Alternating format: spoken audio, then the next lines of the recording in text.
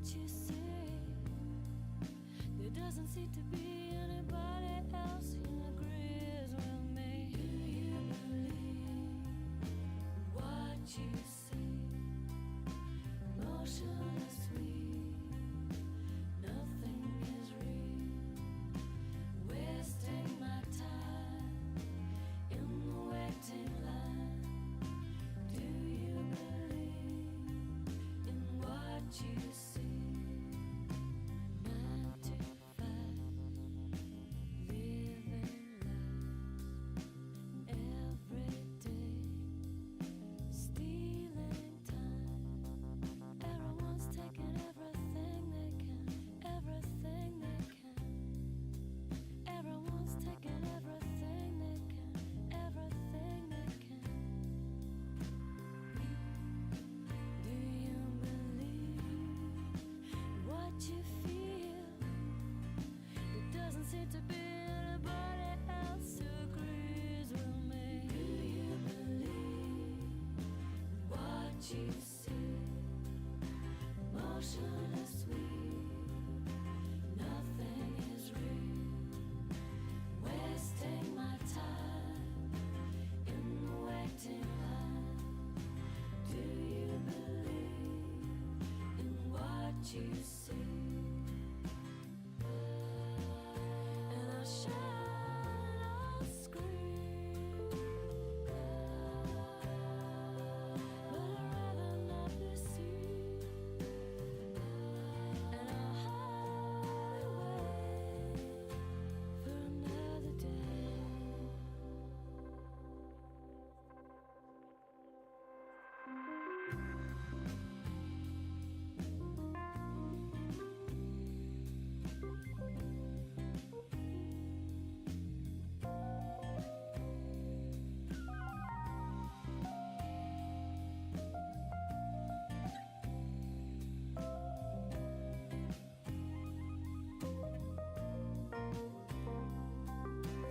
Do you believe what you see? Motionless sweet, nothing is real. Wasting my time in the waiting line. Do you believe in what you see? Everyone's saying different things to me, different things to me. Everyone's saying different things to me, different things to me. Everyone's saying different things to me, different things to me. Everyone's saying different things to me, different things to me. Everyone's saying different things to me, different things to me. Everyone's taking everything they can, everything they can. And everyone's taking everything they can, everything they can. And everyone's saying different things to me, different things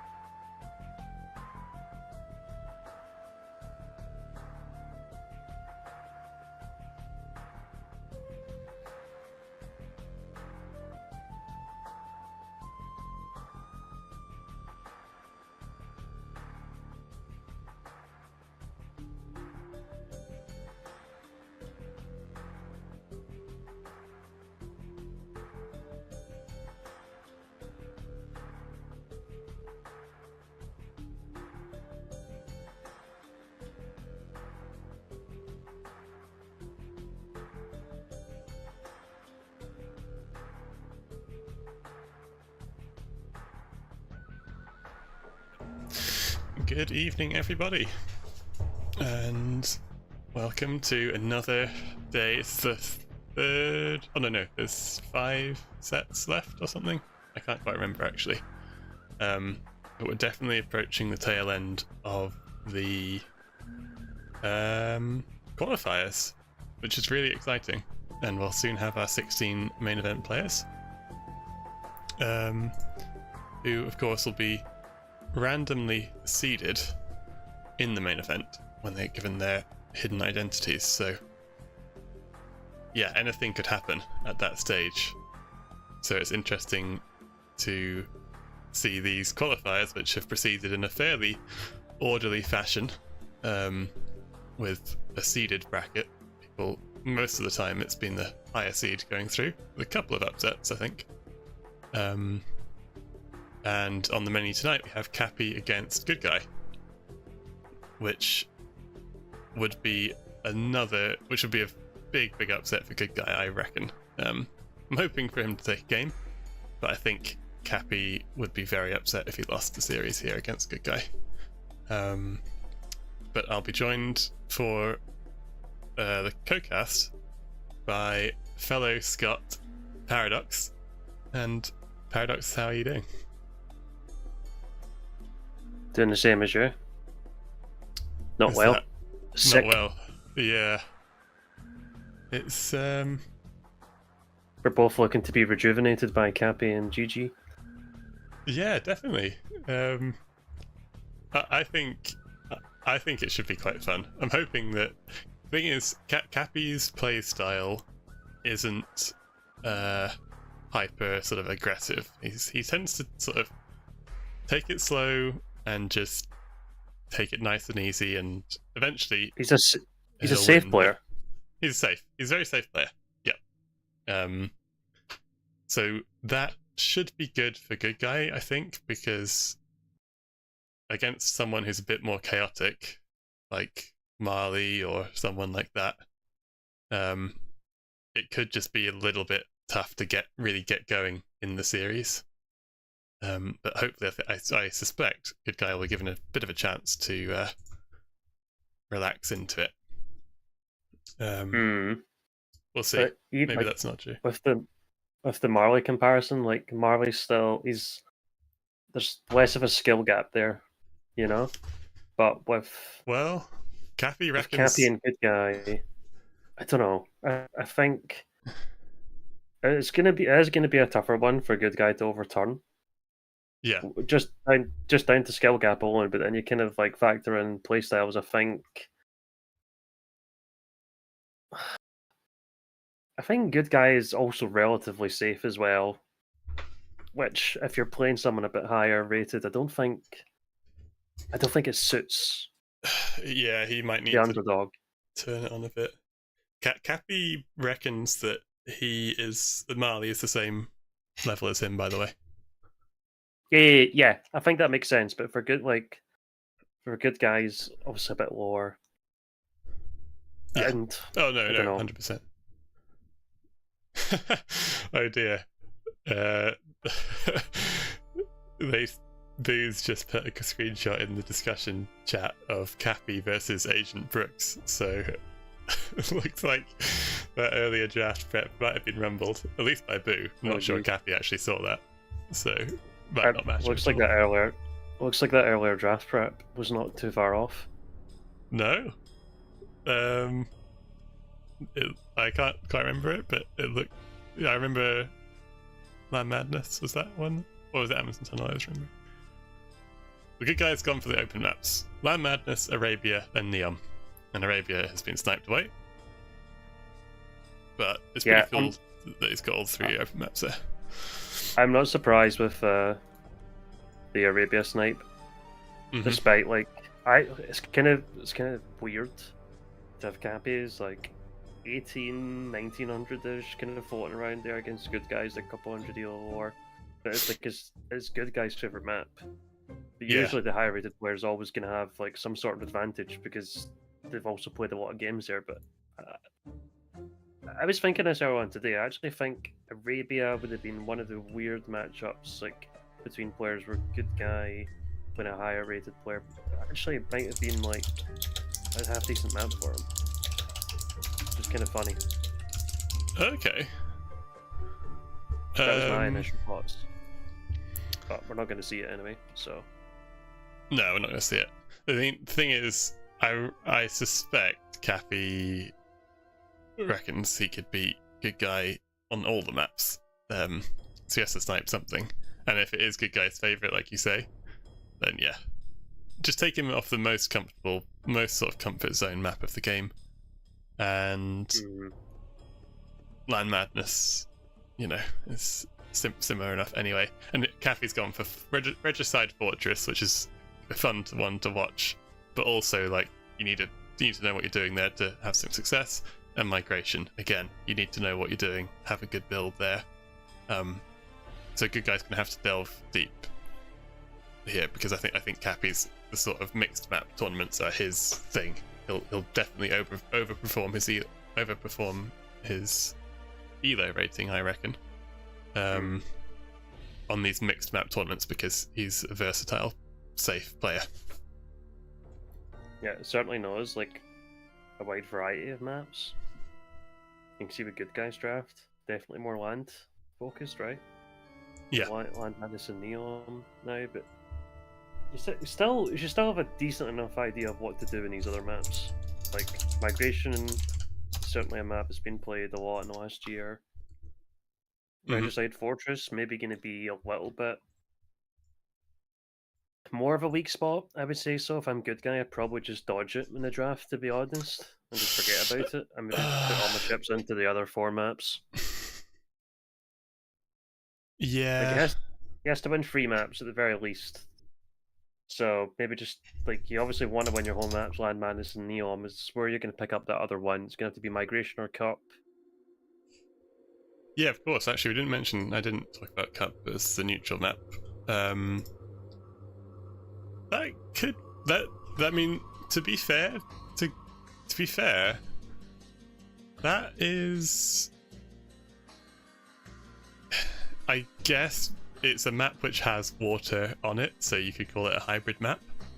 But you can, because it's fixed positions, you can go for something you've cooked up beforehand. You can go for a lame, and Good Guy actually tried that, I think, against whoever he was playing.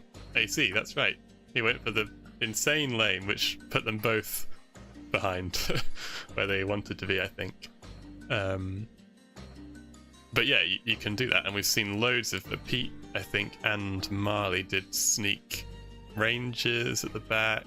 You can make that really chaotic. So if you're talking about, the lower rated player wants to be giving the higher rated player something to think about, Cup is a fantastic game 1 to set the tone for the series.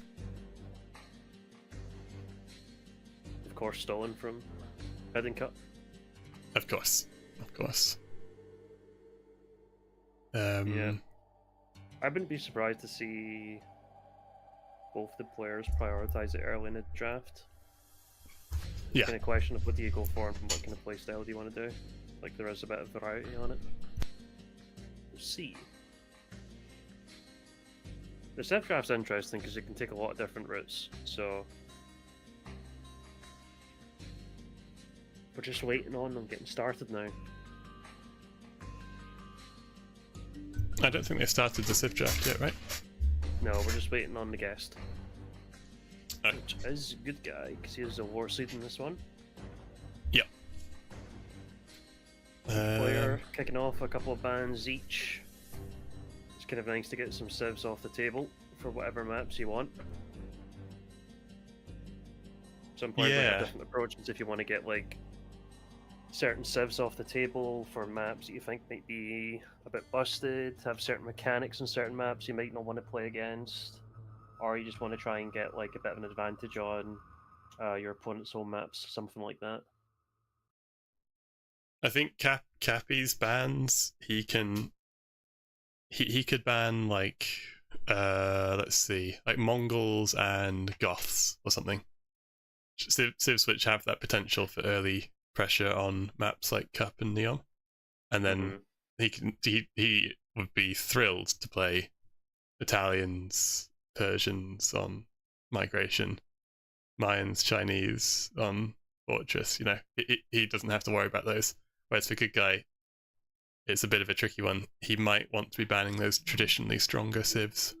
But then again, it's like you only get 2 initial bans. You can't ban them all, so yeah, you've got to heavily prioritize what you're doing here. So let's see. Yeah. Mongols is the first ban from Cappy. That's a good prediction. Let's see if the guy does go for Italians. It's kind of an interesting one as well, depending on the maps. Like if Amazon Tunnels there is Cappy likely just leaves it open as well, and it's probably one of like the first subset maps. Yeah, exactly. But we've seen that when there's a big either disparity, you can basically just ban the worst civs you want, you can think of, and just leave all the good ones open. Byzantines, okay. And Sicilians, right. Cappy doesn't want any U-pudding. Doesn't want to play the U-pudding at all, no.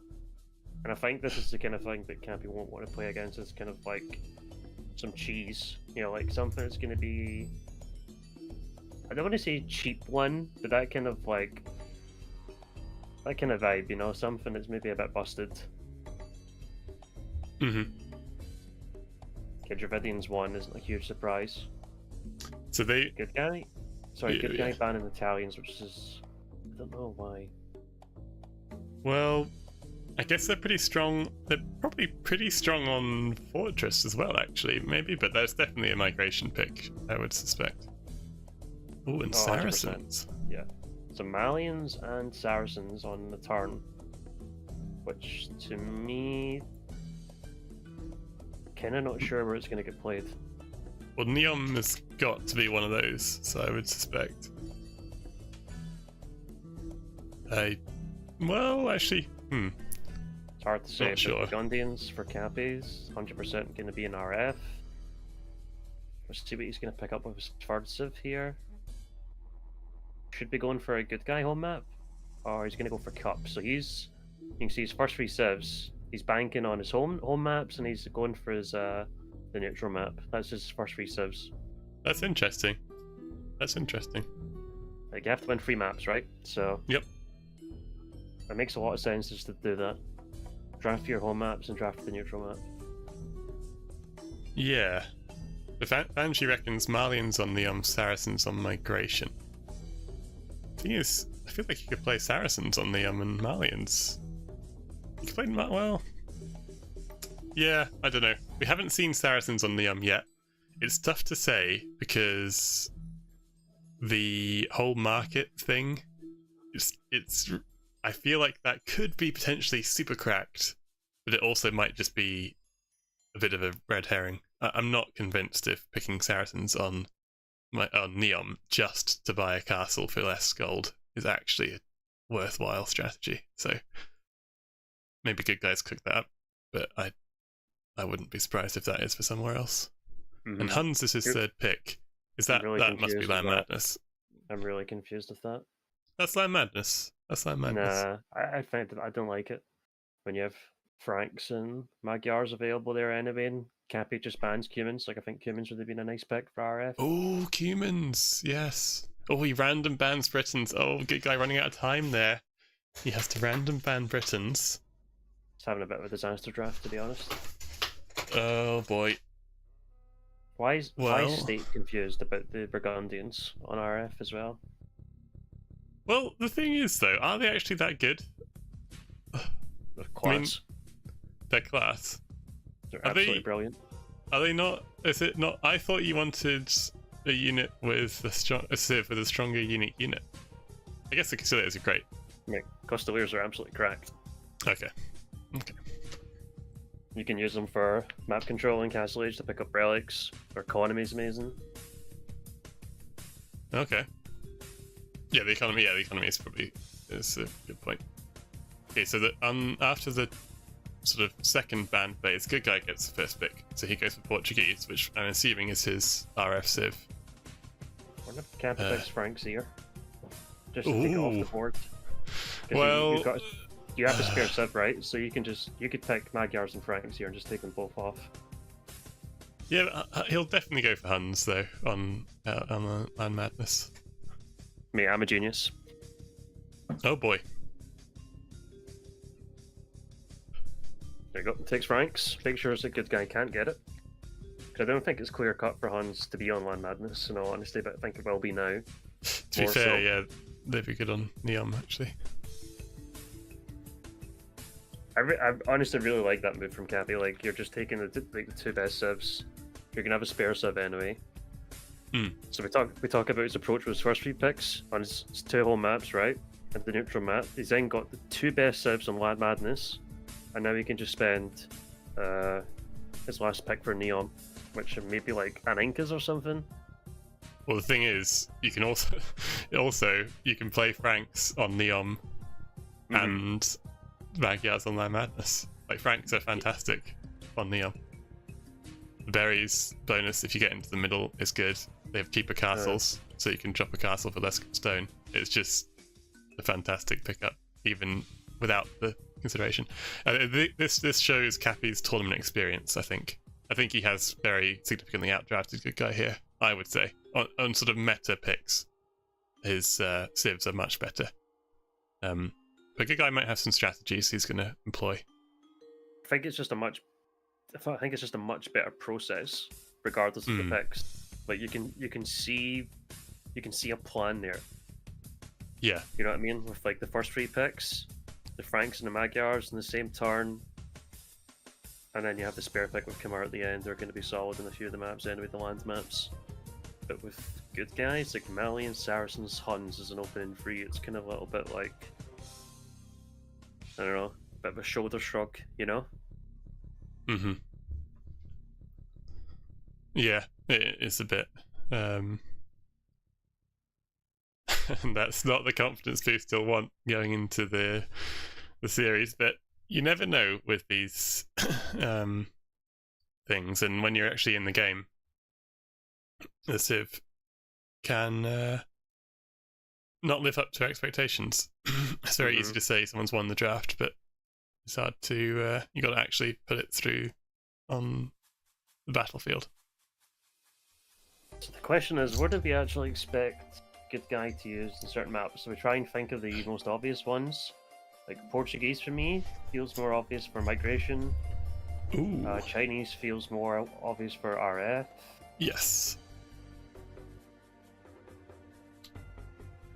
Then Aztecs, Huns, Saracens, and Malians. Well, what are we playing on Cup? Malians? Saracens? Yeah. I mean, the fact I quite like the idea of first picking the game 1 civ. Just because you're going to play it first, right? So you want to have a good civ there. So if good guy thinks that Malians is a good shout there, I don't quite know why he does, but they're a solid civ. Then that might lead me to suggest that he's gone Saracens for Neom, Huns for Land Madness, and then, like you said, Portuguese for Migration and Chinese for Fortress. Oh yeah, Registered Fortress. Yeah. Yeah. Maybe the marketplace is the thing to go for in Neom, so Saracens. Yeah, I think that makes. I think it does make more sense.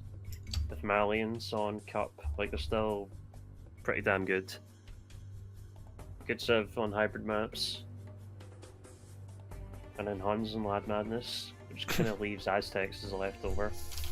But maybe Aztecs could get played on Neom or something as well. Or you could get Aztecs and Land Madness, which is obviously happening a lot at the pro level, not to a lot of success.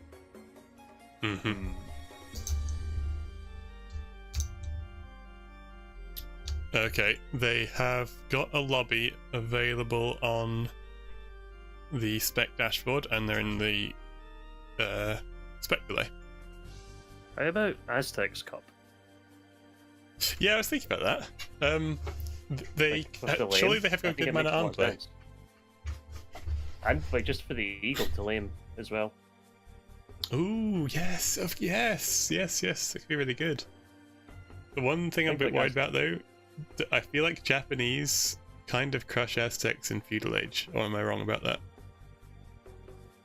Depends if Cappy wants to play Dravidians there or Japanese. Surely he's going. Oh wait, Oh, is it Japanese on migration? I thought it'd be Dravidians on migration. Like, they're definitely interchangeable. That's the thing. 100% they're interchangeable. Okie doke. Well, we get the answer to our question. We are into game number 1. Have you got it open? I'm just searching for it just now. Okay, I'm going to go from live. You can catch up to me. So it is going to be Dravidians for Cappy, who's playing in the yellow in game 1 of this best of 5. Kicking off the series on Cup.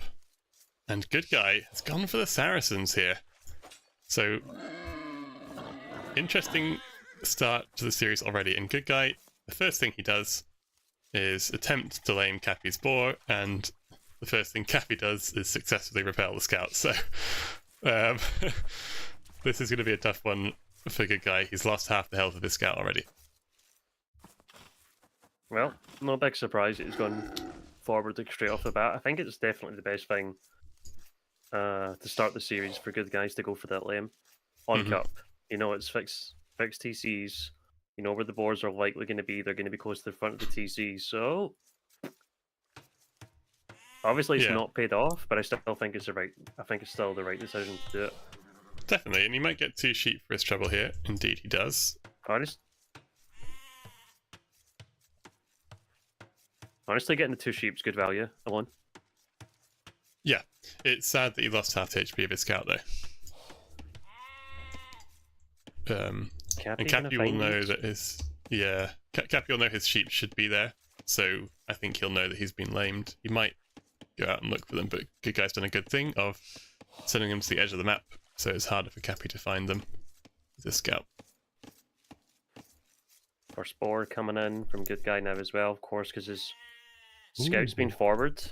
Oh god, the boar's not looking good there. Because the scout's been forward, his sheep are still totally just hanging around at home, but he does pick 2 of them up now with that villager going to the Womper camp. Yeah, and Paradox... I tell you what, he's actually stolen all 4 sheep. I didn't notice that, but he actually took the left-hand side as well. Yeah. So, might not have got the boar, but minus 400 food, so actually more worth than a boar. Yes, well, it's tricky, right? Because the boar is a faster income, so with the pushing boar and your deer, you can still get up at the same time, but I know what you mean. In raw food terms, it is better. Oh yeah, what would you rather have, actually? A boar or the 4 deer? I'd rather have the boar over the 4 sheep, yeah. The 4 sheep, sorry. Yeah. I think I'd rather have the boar as well, but the 4 sheep is absolutely... It's pretty much the same, I would say, just slightly worse than taking the boar. And no counter lame, so Good Guy's alright. Yeah. But you're happy with the 4 sheep? Yeah, very happy. Yeah. It's not something you're not going to be like, oh god, I've went forward to lost on my scout HP and I'm not getting anything from it. He's got away with 4 sheep. Which can be nice. The sheep can be nice for like the going up to the castle age, having that extra food underneath the TC. It'll delay the farms a little bit more. He's going to push some deer now as well. And doing a good job of idle TC management. The boar is a little bit late to come in, but yeah, Good Guy doing a good job here, despite the self-imposed chaos of the early Dark Age. He's doing well to keep his eco going. Cappy, of course, he has been in this situation before, being lamed. I'm sure he knows what to do, and he's done a good build behind this. He's got his dock up nice and quickly, and he's about a fishing ship, or half a fishing ship ahead of Good Guy in that production race there. And they've gone for the different sides, so that that might be good for Cappy, I would suggest, because it means that Good Guy is going to have a harder time of disrupting his fishing economy. So on opposite sides, right? So yeah, let's see who's going to go aggressive here. Cappy's going to have the extra wood going into feudal age, so won't be any problems going for a second dock over on that other side. But both the starting fish should be relatively safe. the next couple minutes for both players at least. Yeah, and Potentially longer. Cappy's food economy is going to fall off a cliff very shortly. So we'll have to see how he manages that. I guess, well, he has Dravidians, so he's going to get 200 wood when he ages up. But he's going to need a mill, right? He can't just rely on fishing ships to keep him going. Or maybe he can. I don't know. Look how many villagers good guys send into gold. Oh, are they going to gold? Oh, he's going way to the back. Someone going to wood. Okay. No sign of a second dock yet, Walt. From either player. No. Cappy's gone for a barracks and a mining camp instead. Dravidians do get cheaper, half price infantry upgrades from the barracks, so he could go for cheap man at arms, but it looks like that barracks is just a requisite building for what I assume is a range if he's on gold. But his food economy is going to be really rough here. Cappy's playing like he's got 4 sheep under his TC right now, but he only has the 1 left over. Okay, barracks coming up from good guy as well. Range opening from Cappy. He is going for a fire. Ooh, okay. Well, he scouted the side and sees there's no dock from good guy. So just a defensive one. And 2 ranges! Oh, paradox! This feels... Oh, can he really afford this with no food? Maybe he can with the fishing ships. I just feel like it's going to run out very quickly. They do bring a lot of food, right? They get the double, so they're bringing 30 food apiece. So like, there you go, 90 food just before you know it. True. It does take a longer time to collect, of course. I don't understand the fire opening. Why not a galley if you know there's nothing there and you can... I don't know. Yeah. Well, this still can be a little bit of a nuisance, and actually, good guy. Well, he's seen the fire ship, and now is trying to place the dock. It probably will go up because, of course, the fire can't really deny that so easily. No. And he has his own range up as well. No reaction yet, anyway. Now, I'd No love to see reaction. the scout go forward from good guy. He sees one range, but he didn't see the second one. Yes, and if he sees the second one, he'll instantly know I've got to make some skirms. Because Cappy's coming forward now with 2 archers and 2 skirms. This is quite a formidable force. And you're absolutely right, his food economy is looking really healthy, so... I'm very impressed at how he's done that with so little. Yeah, going on to the berries now as well. You can see the dog coming up on the left-hand side. Good guy does have the scout there and is going to deny the dog for the meantime, 95. Oh, demo. But the Yeah, scout the off with archers. bell. Oh, And Cappy rotating round towards the back. But you did alert him because he hit the house, but nothing's been reacted to as of yet. yeah, it's tough because good guy's attention is forward.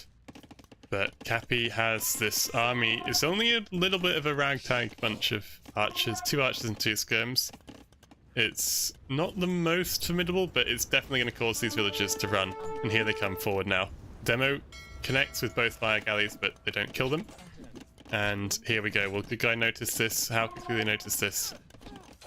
His fields are dying on the woodline.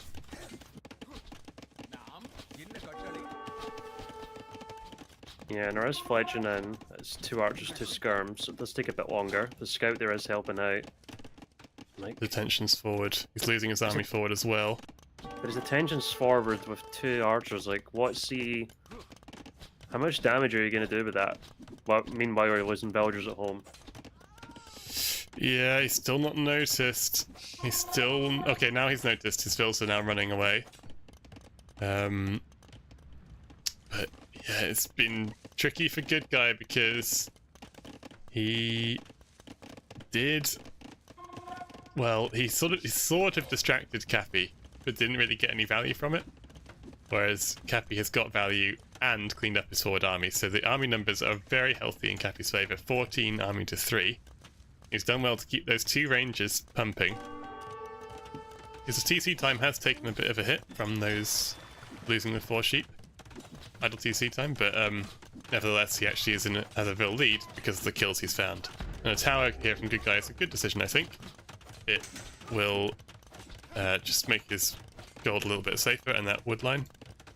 However, you never want to be forced into a tower because it gives your opponent a big advantage.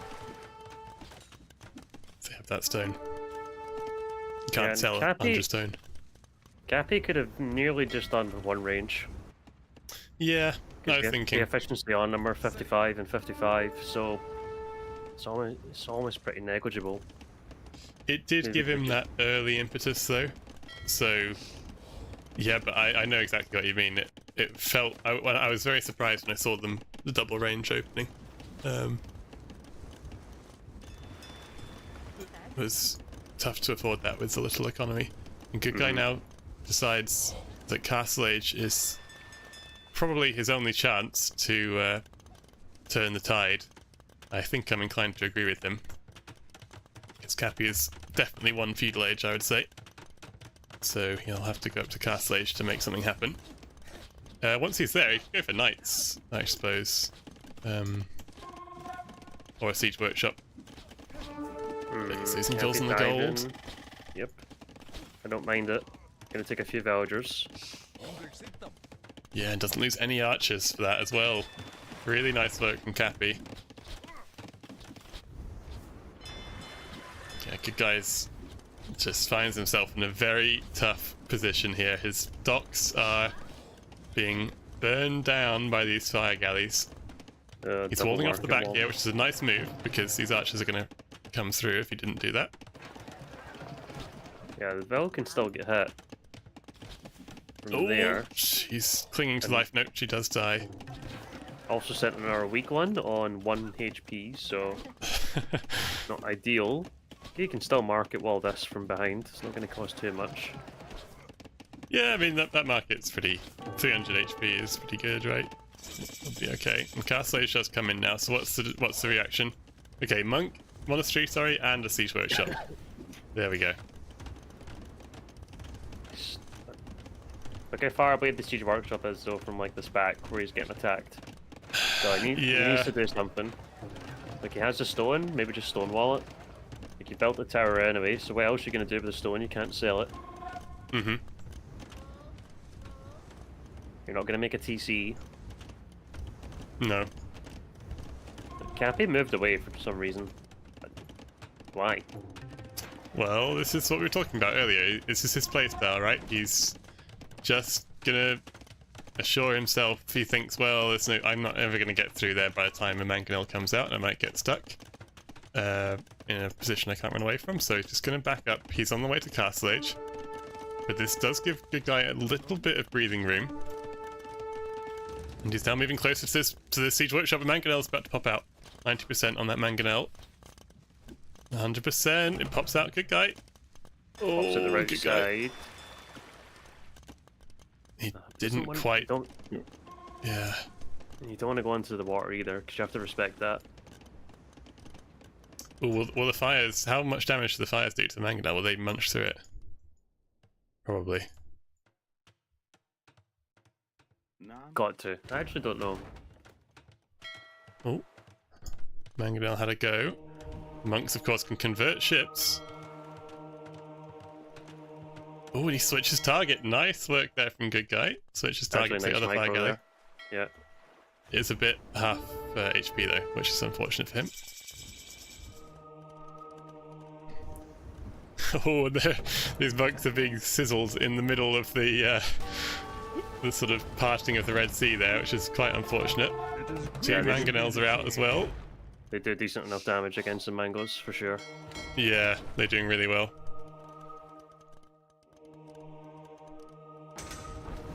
Oh, but these skirms could die to the mangonels. Watch out, the monk in the firing line. Mangonels take a really nice shot against those skirms, and they have to back up. Cappy taking into the war galley upgrade, which will upgrade his fire galleys to fire ships. and also getting crossbowmen as well. He's got 13 crossbows. He has just collected those outside his base in a safe position. But yeah, as we said, this did give Good Guy just a little bit of time to breathe. Obviously, it might just be prolonging the inevitable, but he has evened up the villager count just a tad. Not looking too bad here, and Cappy's still 1 TC, so it's not like he's going to be racing ahead in that regard. He did sell his stone to get up to the castle age at a good time. Yeah, Cappy's had a lot of idle TC time. Only Good Guys is only just creeping back up because he's not buying any more food. It's actually like Good Guy was earned about a minute or something, but Cappy's is stabilised. He's just kind of settled at 2.5 minutes now. Obviously, wanted to get to the castle. Once the skirms have died, Yep. here comes the army from Cappy, and there's 4 mangonels and 4 monks at the found. It's a pretty scary army, right? You can see at the top, 23 to 9, but it's 2k to 1.6k military value. And it does kind of feel like it could be a tricky situation here, but that trading 1 for 0 there is actually quite a big deal. Because Cappy also has that Siege Workshop up now as well. Oh god, and okay, 1 for 1 trade, but Cappy will take 1 for 1 trades all day long, I think. Oh, Sure. Another one down. Yeah, Just a rough patch for Good Guy. And Light Cav coming in. sure. Which is, of course, going to help against the monks. No sign of redemption. Okay, it's coming in now. Just got Sanctity as well, so the monks need to get 2-shotted. And the fires are coming back over from the left-hand side. And there's going to be another monastery at home. So are we going to sell the stone, or are we looking for a castle? Oh boy. The fact it's not sold it yet tells me it wants a castle. And here comes the crossbows. The monks are on the swamp. Oh, the monks. Doesn't get. I felt he was a bit unlucky there to just get the 1 ship. Yeah, I don't know what was going on. I can just feel him losing his mind right now. Cappy now has gone for the 2nd TC. Good Guy does go for the castle. Okay. The thing with that castle position, though, is I feel like that's a castle you place if you are Ahead. in Cappy's position. Yeah. You know? Because it's not actually protecting its economy at all, which is very vulnerable. And the gold, I mean, I guess Saracens can use gold better than any other civ, but having access to the gold is one thing, but Good Guy's also going to want wood and food. Well, it hasn't actually got any farms up anyway, so never mind. Maybe that is the best place for it. But it's not forward either, you know what I mean? It's just a bit of a halfway house. Cappy's fine though, he's just chilling. Like, he doesn't need gold out there at this moment. He's got loads of gold at home. Yeah. Like 6,000 worth of gold. And then that neutral one away to the left-hand side as well, which is another 10. So there's like 8,000 gold he can still like freely take for him to move there. Yep. If feel Good like the Guy was castle on the way needed to to be Imp, forward. that would make a different deal. Sorry, what were you saying? I feel like the castle needed to be forward. I think so, but then it would never go up if it was forward, so, you know, it's just a tough situation. And again, Cappy trading with that Mangonel. He's done so well with these Mangonel trades all game. And even has some light cav now who are going to run in underneath the castle fire. The monks, of course, can hide in the castle, and that's exactly what they do. Cappy, 88 pop. Yeah, he's going to Good see that castle. castle now. Let's see what Yeah, he does. that's good. Right, Well, Good Guy doesn't have a very mobile army. Like, surely you just go forward to Good Guy now. yeah, I think he could and arguably should, right? He's gonna have a look with his light cav, but he should recognize that Good Guy has nothing at home, and in fact, the only Good Guy's not even underneath his TC with farms, right? So the only thing protecting Good Guy's economy here is that one tower, which can only hold 5 units. So Cappy can just run rings around him in his own base right now. Yeah, a couple That's of low exactly what it's HP gonna do. was let's see when he notices a tower there could actually do some damage. He's actually getting armor just in case. Oh, good guy. He garrisoned those 2 vills, but needs to respond to the threat a bit more urgently. These 4 light cav could do serious damage. Okay, now pulls the vills away. He's going to try and fight the light cav off. They are a little bit low HP. And now converting the dock as well, which is producing a demo ship, so Cappy has to delete that one. Good work there from good guy. But he's got to prioritize things at the moment. He's going to convert that healthy light cav, which will be good if it does go through. No, it just runs away. 42 Vels is enough to keep things going. There's 3 mangonels forward, 7 monks. They do have redemption as well. His focus needs to be on this little force he has forward, but he's still dealing with his light cav at home. So it's well played by Cappy from that respect. Oh, it's just 2 mangoes for nothing. Monk's trying to convert. Oh, okay, he finally gets one. He's been so unfortunate with the monk conversions there, I feel like, though. And that's game over. Yeah. Any chance the good guy had has now evaporated, I feel. He's losing our economy at home, and his push forward has been completely rebuffed, and now it's 78 bills to 38, so has no chance if the game goes past the next sort of 3 minutes. So he had to make that one work. And good guy does have sanctity. It's just the monk that can hit in the head out of myself.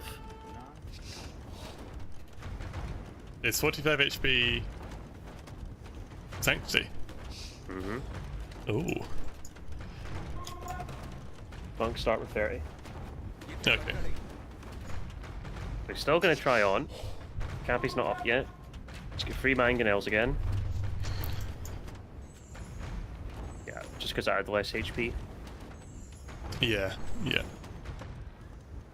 Well, this is good. This is some good fighting spirit. Yeah, and the castle now, I mean, if that was denied, that might be something.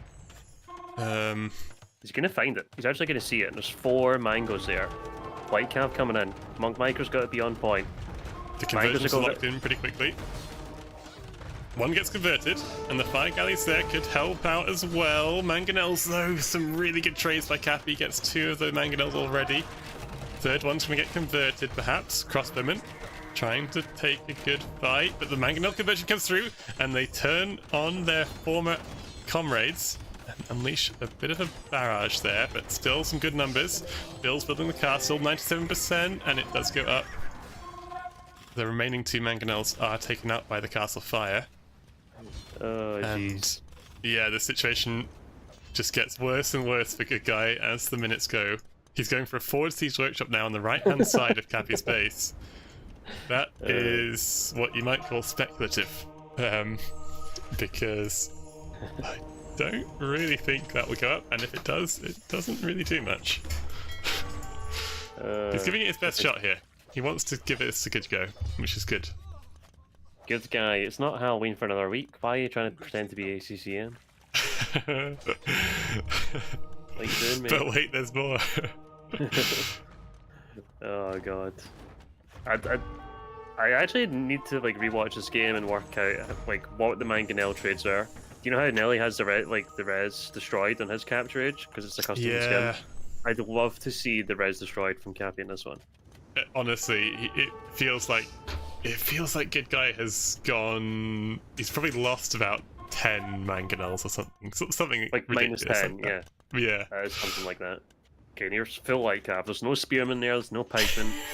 Honestly, if you just get enough light cav, it's gonna do the job. Oh and boy! I'm just waiting for those 2 letters to come up. Still waiting. They're buying food. He's going for imp. He's going for imp. And do you know what? His first game, warm up vibes. Why not? Yeah, absolutely.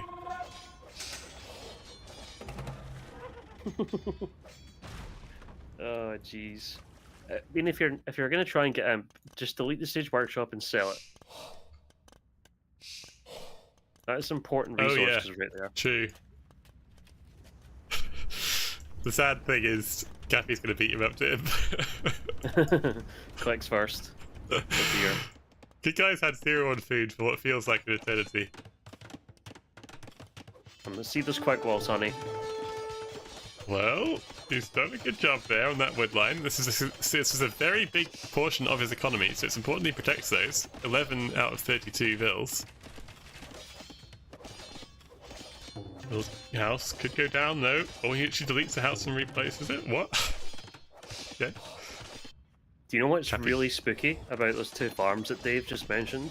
He has used them, but they both have the same amount of food left on them. So he placed them at exactly the same time and pulled the bills off at exactly the same time. And he's never went back to them. Wow. Well, this is... Good Guy's game is hanging by a thread here. He's frantically rebuilding this house. Oh my goodness. The market wall. They are cheaper with Saracens. Okay, the villager's going into the back here. Come on, bruv. He's gonna run forward. He's looking for a gap. And we should just get GG once we see Cappy, and he doesn't obviously know how big Cappy's eco is.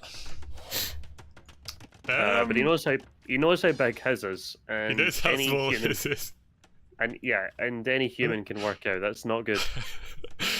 They do say the score isn't always the truth in Age of Empires, but when your opponent has 4,000 more score than you, it's usually a bad sign.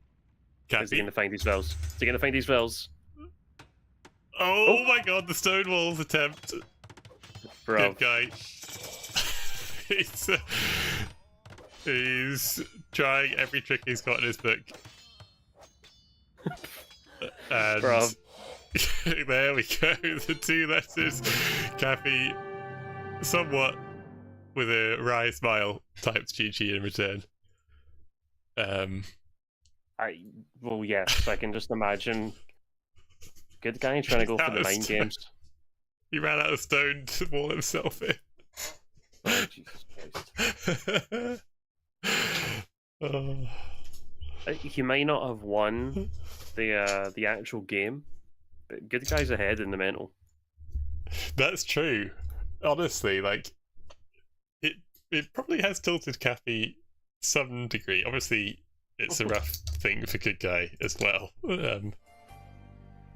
But you know, he's getting in his head a bit. GG, unlucky. Well, he's trying anyway. Yeah, let's wind the script back a bit, right? Because it was a good start, I think, with taking the 4 sheep. It all just kind of crumbled when the first moment that it's really started to go south was when he was paying attention to his 2 forward archers, and meanwhile losing his wood line and having a tower forced up on his gold because Cappy had the 4, had the 2 archers and 2 skirms forward. And that seems to be a theme. It's tough when you've got to switch your camera between 2 areas of the map, and do 2 things at once. I think that's what happened in the Good Guy versus AC game on this very map. And it fell apart for both players a little bit. But for Cappy, he's made of stronger stuff, and he was absolutely happy to work with that. Yeah, good, that sort of micromanagement let could go down a bit there. And as well, I think it's just like knowing where to put your focus in the right moments. I think that's what, as you see higher skilled level players, yeah, is what I want to say. They have it put down like so well, or where to put their focus at a certain moment. And it's like two villagers, 2 archers forward, 2 fletching. It's like, realistically, how much are you actually going to do with that? You're losing 4 villagers at home on a lumber camp because you're not looked there, or you've not noticed it. You know, like it's unfortunate.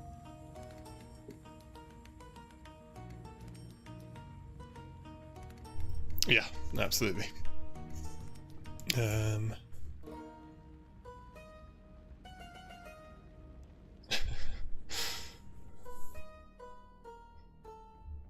Okay, look. Well, we're into game 2. Which good guy can choose. Sorry? So let's have a look for it. Is there the... They have started, okay. They started, Land Madness. It is on Land Madness, absolutely right. So, just gonna blow my nose for a sec after this, but yeah, good guy is playing as the Huns.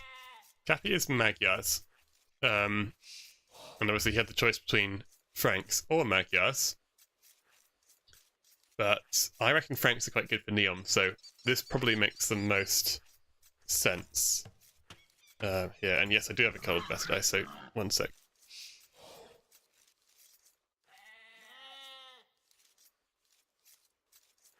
Okay, so Huns from Good Guys, favorite Civ, so not a huge surprise.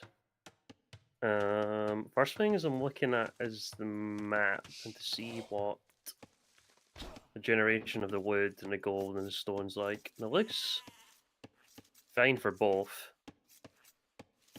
The golds are really nice for Cappy.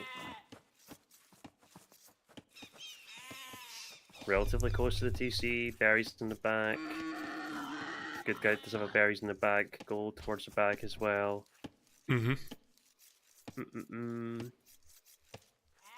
I like Cappy's map a lot more. Although it's pretty similar. They're pretty similar. But Cappy's second gold is much nicer than Good Guy's second.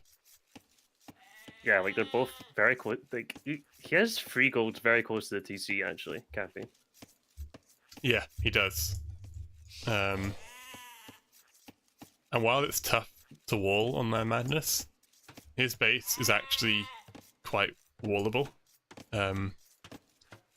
Whereas Good Guy, I think the fact that he's got this double woodline situation here means that he can't quite wall to the edge of the map as easily as you might. And that's obviously a strategy which, well, was deemed so powerful that it had to be, the map had to be changed in whatever it was, TTL, I guess. Was that the tournament? Yep. But Cappy can do that with his walling to the edge of the map there, so you might see that. On the unit selection, I assume we're going to see scouts from both players. Do you think we'll see Castle Age Cav Archers from either player, I suppose, but Huns, I think, more likely. I don't think it's something both players will try and like pivot into immediately, but Okay. potentially as Cancel Age goes on, I'd be surprised. But then again, like Huns, it is cheaper, right? But it's not the easiest thing to get into. No, it's not the easiest thing to get into. Did Magyar produce faster? Is that right? They're pretty generic, no? I think they got a recent change. Is that the new one? They got buffed, says Dave. produce I think they produce faster, but they cost the same, and obviously they get reco still. Yeah, I think that sounds about right. Yeah, okay. Faster That's what production. Yeah, okay. So that means you need a bigger eco for them. Well, exactly. Even more bigger eco. They're not cheap anyway. So Yeah. It's a tough one. It feels like that's designed to make the sort of Imperial Age. Like Magyars are just fantastic in post-imp with their unique techs. They get all sorts of amazing things. The Cav Archers, Paladin, Hussar, and Magyar Hussar as well. And the faster production of Cav Archers will mean that getting to that Death Ball in Imperial Age is even easier, or even quicker, if you've got the economy behind it. So I think that's a nice buff to the Magyars Imperial Age, but like you say, when you're up to Castle Age with little economy, it's not going to do too much good. And I just want to highlight here, Good Guy's done a fantastic job with the Huns. He's gone up for 18 pop, so he's going to be up pop quicker than Cappy here with no idle time, or 3 seconds, but he's done really well here to get that build off. I think on Land Madness it's very tough with just one boar. And neither player knows where the bases are. At the moment, you can see Cappy's just kind of like traversing over to the right-hand side. Good Guy is He's pretty much zeroing in on Cappy's base. He is going towards the other side. If he just lasers to the right a little bit more, he's going to find it. Might see the gold, then that'll give him an idea. He can run straight into the stable, which would be nice. He's making a spear straight off the bat. Should just be sending that forward, and is going to be a little bit difficult against Magyars with the free forging. And Cappy still doesn't know where. He actually doesn't know where Good Guy's base is. No, that's right. And he might have been slightly caught out by the uptime there. Yeah. And I think on Land Madness, well, in any sort of scout situation, but Land Madness, it tends to play out a lot because of the prevalence of scouts. Having the momentum is a big deal. Because if you're in the opponent's base with scouts and spearmen, it is really annoying to try and get the opponent out there. So, Good Guy should, having said that, I would like to see him just be mindful of the fact that Cappy could also come forward as well. So he sent 2 spearmen forward and 2 scouts. But he'll have to just watch out because Cappy could come and raid with these 2 scouts, which is what he's doing, and he has no spearmen back to defend. But he has small wall, so don't mind it sending the spears forward, so you can at least get something from him. Like, you're not going to gain too much having spears at home when you're small walled anyway. His berries are open though. And berries are always really tough to wall. Cappy's done some good walls there on the berries, but they're so awkward to wall, and the berry, but you over forage quite readily, I find. Good Guy's been drushed many times. Well, he knows how to wall on his berries, don't you worry, and he's doing it right now. Okay, yeah, there we go. Yeah, good stuff. And he's actually pulled his scouts back as well. He's just running back and forth here, which is always a bit of a rough sign. But it's tough. It's quite tough on that Madness, I think, because you get to your opponent's base, they're full small walled, and then you sort of think, well, now what? And Good Guy has run home. I think what you want to do is just run around in circles, right? Wait for overchops, keep them there, attack palisade walls, just keep them on their toes. But let's see what Cappy does here. He's got his scouts forward. I kind of like that Cappy's not just like aimlessly sending the scouts forward as well. Like there could be like a spear waiting there or something like that. There could be the army coming up from Good Guy just to chip off reinforcements, but he's just keeping them at home in the meantime. The scouts have rotated around. Quick wall did come up there from Cappy. I don't know if it was a gap or what it was, but there was a spearman there. Yeah, that's good awareness. That's a nice save. Yep. But everyone's pretty defensive in the meantime. Still no kills. Lots of spearmen from Cappy. He's really invested 5 spears. And the Good Guy's gonna go on to gold. Well, I mean, this is a really good showing from Good Guy here. You wouldn't think there was such a elo difference between the 2 players, given the way this game has played out so far. Very similar stuff from both. The farming economy is slightly sprawling out now, away from the safety of the town centre. And these berries, their bushes are being picked somewhat clean, and they will soon disappear, so Cappy might just be waiting for that to happen. Oh, but the very same thing happens for Cappy's berries, and Good Guy takes the opportunity to pounce on. Still no kills, though. Cappy goes to farm and has the spearman there to defend. Kind of surprised Cappy's he's kind of stuck in 2 minds as well. He sent his scouts home. Now he can't make his mind up. Good Guy just got the spears around his gold. He wants the greed for Castle Age. No sign of a range as of yet. Nope, he's gone for the blacksmith just to get his second building. He could go for the range. It might telegraph his plan. He just wants to play knights. Yeah, I don't hate that. From what I can tell, yeah. I don't hate that. You have the faster production if you don't get the free iron casting, at least, so that could come into play, especially if you're up first, which, by the way, Good Guy's economy, he's done really, really well this game with his economy. He is up, and Cappy is still stable. 400 food away, so this is good stuff from Good Guy. He just invested in more spears and more scouts. Look at the difference. Not getting a single kill, 3 more scouts, a couple more spears. He's even adding another spear now as well because he sees the second stable. And good guy's just got to be careful. There's 4 Oh. bells on the berries. Good He guy did- wait. deletes. Oh, nice quick balls. But good guy deleted the stable at like 60% up, Oh, jeez. and he goes for the range instead. Okay, well, maybe he saw all the spears and says, actually, you know what? I'm gonna go cav archers. The thing is, though, this is a bit of a risk, and these vills on gold are going to be harassed. Doesn't have much wood in the bank or on the way. And look at his economy. It's perfectly set up for knights. He's got 12 on food, and well, he had more on gold. They were pulled away. Oh, this age up transition has suddenly taken a really rough turn for good guy here. We'll have to make a couple of knights, but he's going for a second range. Yeah, he really wants to go for those cav archers. Let's see if he can do it. He has no market, so it's going to be a very tough task to balance his economy.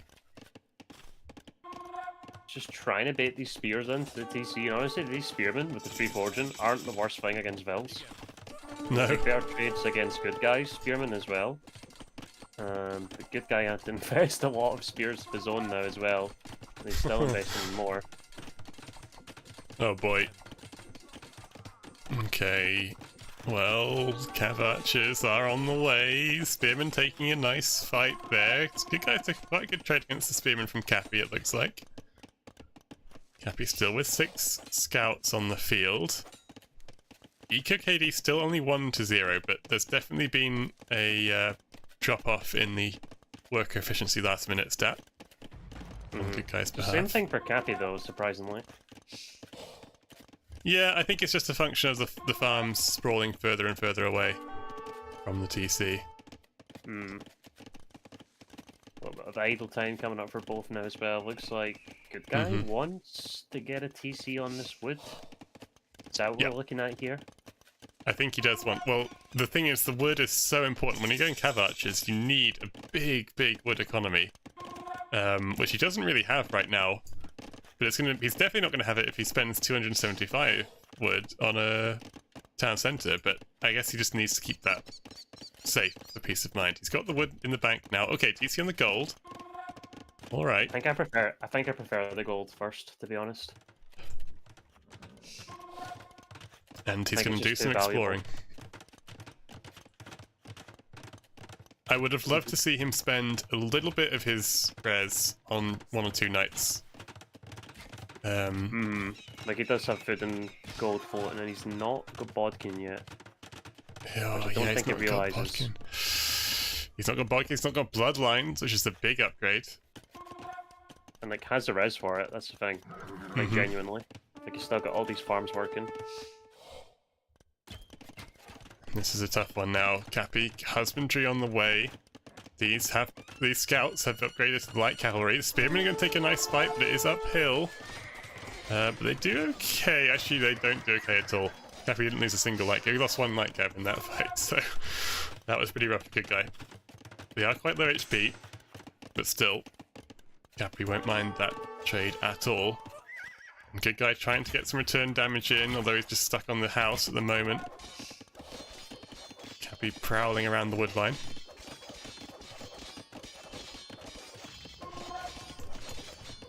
I'm feeling like I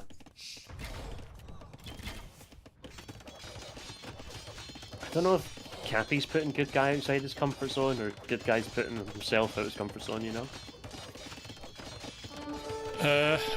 I think good guy couldn't quite believe the situation he found himself in and panicked when he added the range.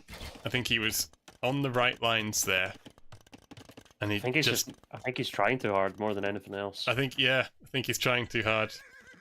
I don't know. I think the range addition was a sign of, well, indecision at a critical moment there, which is going to cost him a little bit. Having said that, by the way, he has got 16 cav archers now. It is only 2 With TCs Bodkin. compared to Cappy's 3. Bodkin's in. So these are going to start to do some work, and Cappy's vills are unprotected on the farms. Does have 3 TCs between all of them, so he can quickly hop in, but that's going to cause a bit of idle time. Good guy does actually have 10 more villagers at the moment. Half of them are on gold. I wouldn't mind seeing some monks, good guy. Maybe he's used up his quota for the whole series in that last game, but I think some monks would be really useful because, well, Cappy's got a big army of light cav, but he also has a lot of knights as well. And the cav archers should be quite good at killing light cav, I would suspect, but maybe not quick enough at killing them to avoid the monks getting any damage done. Still pretty tanky though, right? They've got 4 pierce armor once you have +2 in, so they actually don't do too bad. Yeah. Well, they what's are he going to do against knights, though? Need more CA. I think Need we've got more, to see. yeah, okay. We need to see a university soon. Gonna get thumb ring first. Good guy is a big thumb ring over ballistics kind of guy. I can see told that. him. I can see that. Yeah, it seems like a good guy kind of thing, right? There's I no think cap in the bloodline. being a Bloodlines guy is also a good one. Yeah, definitely being a bloodlines kind of person is good. Oh, and losing 4 Vils quite cheaply there on the gold. The Vils can't gather in the TC quick enough, and the TC's full, so there's no more to go. And Cappy take a really nice fight there. The idle TC time, though, has crept up massively for Cappy. He's going to lose his light cap now. This could be a bit of a turning point for Cappy if his army is consisting entirely of knights. It does open the window for Good Guy to get some value out of monks, but he needs to wall in his golds a bit more, or protect them in some way.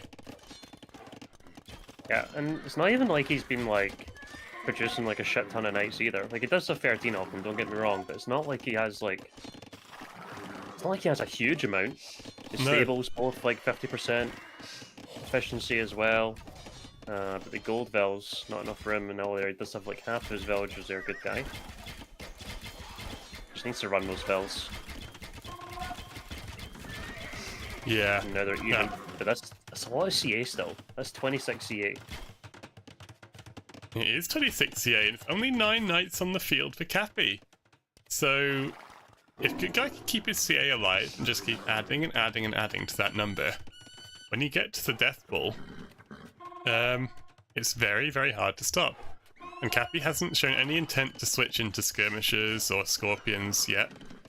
So, they are without a direct counter on the field. Does Good Guy see those knights? Well, he might have done if he was really looking at them, but I suspect he wasn't looking at those cav archers running across the map. So it's going to be a bit of a base trade at the moment. These 10 knights, this is pretty much Cappy's entire army, but it could get a lot done. Let's see if he runs back or tries to go forward into Good Guy's base. Good Guy, though, he is definitely going forward, and it could be a situation of not enough room in the TC again if Good Guy finds the wood line. Yeah, does have 18 Vels there, should be okay. Still no bloodlines, no ballistics. He's going for padded archer armor first. He's just get a little villager here from Cappy. Still, he's 4 TCs but only 4 villagers ahead. I don't know if I love that extra TC from Good Guy. Like, you know, like, if you're a good guy and you see how compact Cappy's base is, how are you like, you tell me what, how are you going to do, like, loads of damage? Well, this is the thing. Like, he's got the cav archers, just needs a target for them. And like you say, Cappy's base is so compact, and he's done a good job of TCing everywhere he's taking resources. He's got TC on this gold up to the top now as well. So there's not really a chance for Good Guy to actually get any return damage in. Managed to fend off those knights, but cav archers can't kill TCs, so Nope. they have to run around. It's only a few Vels behind. Yeah, he's well Crazy. in this. Do you go for a siege workshop here? Or I think the knights will just kill it though. They kill any siege. I don't know what you do. I wouldn't mind with a couple of monks to start Yeah. off with. Mm-hmm. But he is going to go for ballistics now. University's on the way off. On it, Ooh, like the big biggest fight. priority, but you should have been like getting your upgrades for your CA. Like you just cannot forget things like bloodlines. No. That's absolutely right. just Ballistics can't. in. You just can't. Yeah.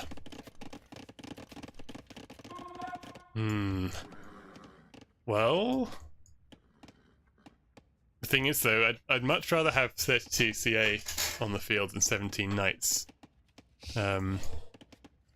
It's just about what you can do with them. I guess good guy might have to start thinking about going up to the next stage, because he can try and poke and prod here all he likes, but he'll get a couple of Vil picks at most. Maybe that's all he needs to do, but it's not going to be. It's going to be pretty piecemeal. He's not going to really do lasting damage. Whereas I am a bit worried for him at home. If Cappy just comes forward with 18 knights, can he kill a TC with 18 knights? Must be getting pretty close to it. I would say that's enough. It's just whether you're going to be happy with the losses, right? And he is going to lose a few. He has got Bodkin. Ooh, yeah. Or the TCs as well, so they do a bit more damage. But it looks like Cappy is just going to die for it. He's going to go for it. Which obviously good guy cannot do. No, He's exactly. got a garrison.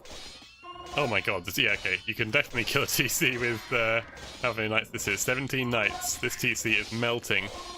And this is the danger, right? This is the danger. The buildings are not as resistant as you think they are, but good guy's got other things on his mind. He has got other ideas. He's going to go, oh no, good guy. I think you got to go forward. Good guy should just dive, honestly. See this wood line in the back? There was only a few villages in that TC. I would just go right for it when you've got that many CA. You need to do considerable counter damage now. Well, you've either got to go home and kill these knights, or you've got to kill everything, right? Like, he's sort of hovering around both options here, and again, it's that kind of indecision which we saw earlier on in the game. I think we're seeing it again here. He does now eventually burst through, and he's going to go back to this wood line here. Some Vil picks coming off, but is it really comparable damage to what he's taken at home? Well, perhaps it is. He's only behind 10 Vils or so. Still one in the back. Gonna have a hell bonus. Okay. Michael and the C8 home as well, just trying to go between the TCs so they can take some arrow fire. Okay, good work here from good guy to limit the losses, but he's not maximised the gains either. I really would have loved a forward castle. I think having that castle a little bit in no man's land doesn't really do good guy any favours, because he needs to. I wonder if what he thinks. I mean, he's got the score lead now, so maybe he thinks he's ahead, but it might be it's heavily boosted by the fact he's got 41 army to 8. The thing is, though, Cappy's economy is just much trickier for good guy to infiltrate, and he has more TC, so he can boom up a bit quicker than good guy. Like, he's thinking about gold control with that castle, but they could have, like, if you just, like, castle where the 2 TCs are and the 2 stables are, and you would have gained some gold and also taken that away from your opponent at the same time. Cappy is just, he's zeroing in on some more knights here. Doing a lot of market stuff to get more knights. Like, he's concerned because there's 42 C8. Soon to be fully upgraded Castle Age C8. And if good guy could maybe just be a little bit more active instead of just hitting houses with them. He's kind of split off into 2 separate groups now, but it's 36 and 4, and the 4 are being chased by 13 knights, leaving the 36 at home, or Cappy's home, to do whatever they want. Yeah, that's good work. Well, that's really good. He's not finding any Vils. He is now back in the wood line in the back. Cappy recognises he was chasing on a wild goose chase there. Good guy, adding some outposts around the map. Love to see that. He can see these knights charging towards his base now, which is fantastic stuff. Goes for the archer armor for those CA as well. Yep, more upgrades. We did get an RTC on the skull to the right hand side as well, but we're back again with 12 more knights. What are these CA going to find? Cappy's went back onto the farms, and this is what I really want to see good guy do, is split this main force into a couple of smaller groups so he can camp some more areas. Yeah. He's gonna find that gold, and he can just set out the TC range there and camp that gold. That's really nice. But he is gonna go home and just try and deal with these. Yes, that's huge. That's huge. And the Knight's all running back to the opposite corner of the map. And good guy's just sitting on his little nest egg here. Bill number's dead even. What a really interesting game we have here in game number 2. Really concerned about these Knights, which are doing nothing at home. They're lurking. They're lurking. Here they go. They're gonna go forward and try and make something. But instant reaction. Yep. And the guy has got Cavach's back as well. So it loses small force at home. This is the one thing when you do split up the numbers in the CA, right? It can be very difficult to manage them all in the separate areas of the map. Had some in the wood line, had some in the gold, ended up losing them, so he's backed into 40. But the eco numbers are pretty even Stevens. Ooh, well, we're 42 minutes into the game. Neither player is looking like getting up to the Imperial Age anytime soon. But if one of them did, especially Good Guy with his castle up, and started to push with Trebs, and Bracer on the CA, heavy CA potentially, although that's extremely expensive. You know, suddenly I'm not quite sure what Cappy could do. Oh, Good Guy! He ran past the hill there. If he's staying on the hill and just taking some pot shots, he's gonna clean up those Knights. Cappy's chasing after this, but can he actually take this fight? Oh, Good Guy. Why is he not? Shoot, bruv. Bruv, you've got to shoot. He was too busy with the one in the left-hand side, just trying to go forward. I think he's trying to distract deliberately, so he can send off some forces to other parts of the Cappy's base. And now he's got his main force not doing anything. Oh, the gold! Oh, nice reaction from Cappy. Nice reaction, yep. Good Guy taking damage from that TC as well. Loses 3 Cav archers very cheaply. He's got 4 range production. Cappy got 4 TC production from with those villagers, but the army numbers have all game been heavily in Good Guy's favour, and this could be a big moment. I actually don't know if Cappy's got the map control for this castle. It starts being placed. Good Guy sees it straight away. Let's see what he can do. The Knights are going to try and take a fight. Good Guy has to deal with the army first. If he can do that quickly, he can take out the vills afterwards as his reward. Gonna hit and run back to this hill. Cappy just baiting. I think we might go to the bills. Well, the castle will go up. Cappy's producing it too quickly. But he does trade off a lot of his army there. And Good Guy, that death ball I was talking about, Good Guy's reached it. Those Knights dying in one volley means that Cappy can't really take any fights anymore. And Good Guy is getting quite close to the Imperial Age, buys some gold, and then buys some food with that gold. Sorry, sell some stone. He's going up to Castle Age. He is pushing up, baby. Imperial Age, rather. He's still going to struggle for all the upgrades when he gets to Imp, because he doesn't have a huge amount of arms. He's up to 25 now, but it's actually an improvement. He's been on 15 for the longest amount of time. So he just dropped some more. He needs Bracer. Heavy Cav Arch isn't exactly cheap either. Bracer Chemistry probably going to be the 2 things that he'll prioritise. Well, Good Guy's built all these outposts. I hope he sees these Knights. Okay, no, he does. He does. He splits up his CA force. He's got so many Cav Archers. And this might turn out to be the decision which wins in the game, because... Oh, please quick wall this, Good Guy. Yes, he's going to do it. Stolen walls. Love it. Stolen walls. Absolute legend. Now, because Cappy's in a real pickle here. He is nowhere near the Imperial Age. And Good Guy is going to get to the Imperial Age with 55 Cav Archers, who will get Bracer. He's got Castle to make Trebs.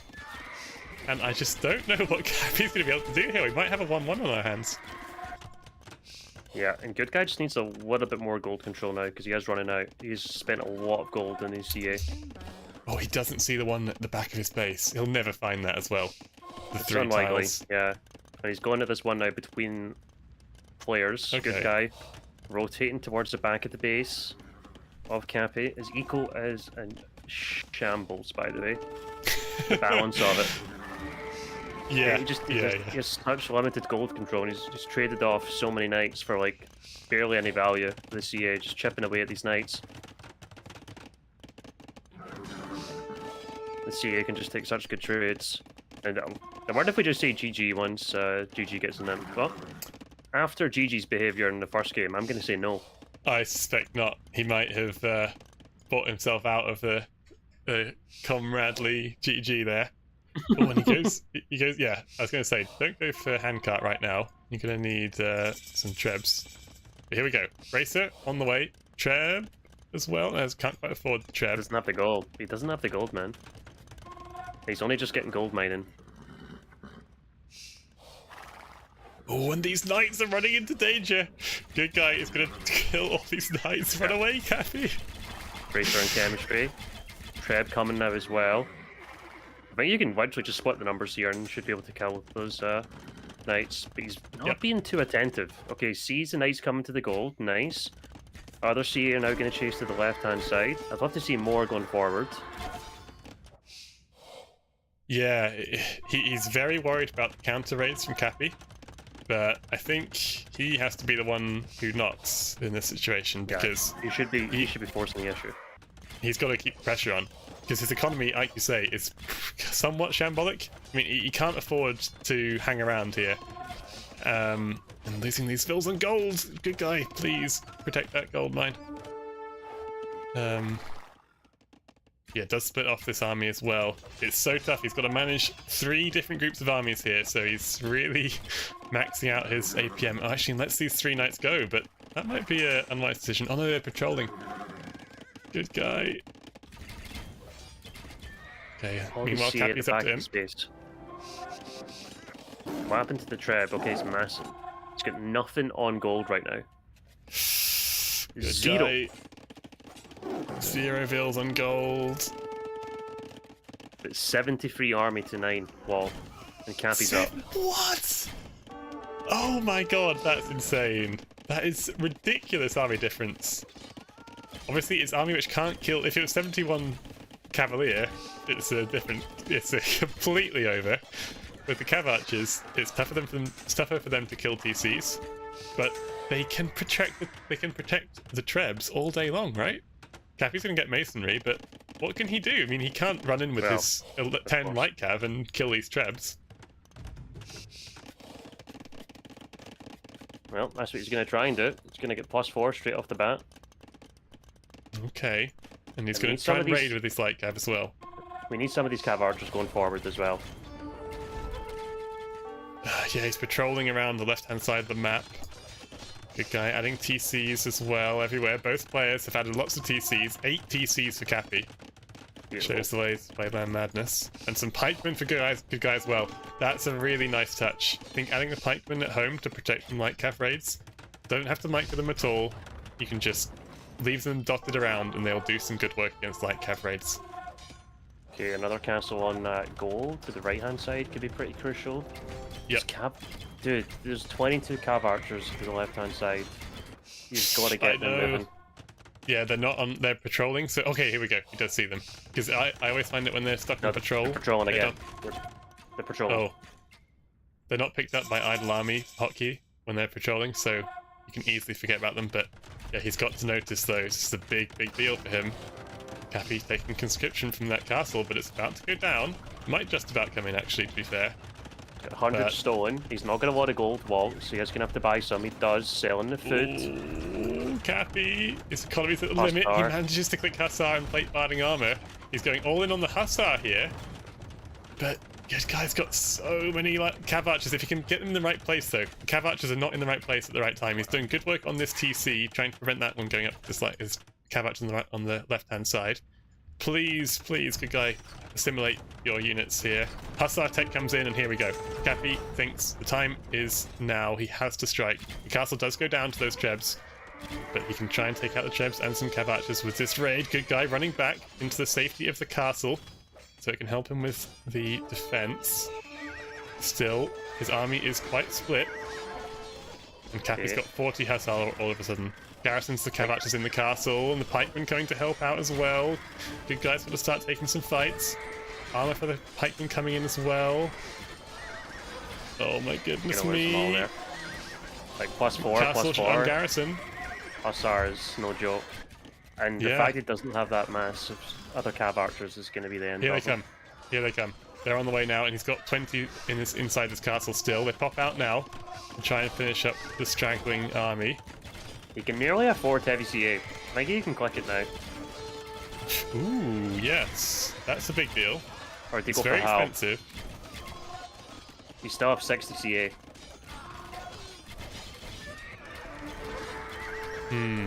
Indeed. Oh boy. He's got 2 castles to 0, which will really help though, because he can make trebs and Cappy can't. So it's crucial that he killed that castle when he did. Hussar being streamed in. I think he needs to go for help. He's not as of yet. It's so tough because he has such a huge army, but he can't use it effectively. It's much harder to use. And Cavalier attacked by Cappy, okay. Let's have some gold income now, so it makes some sense. I don't know who's going to win this game.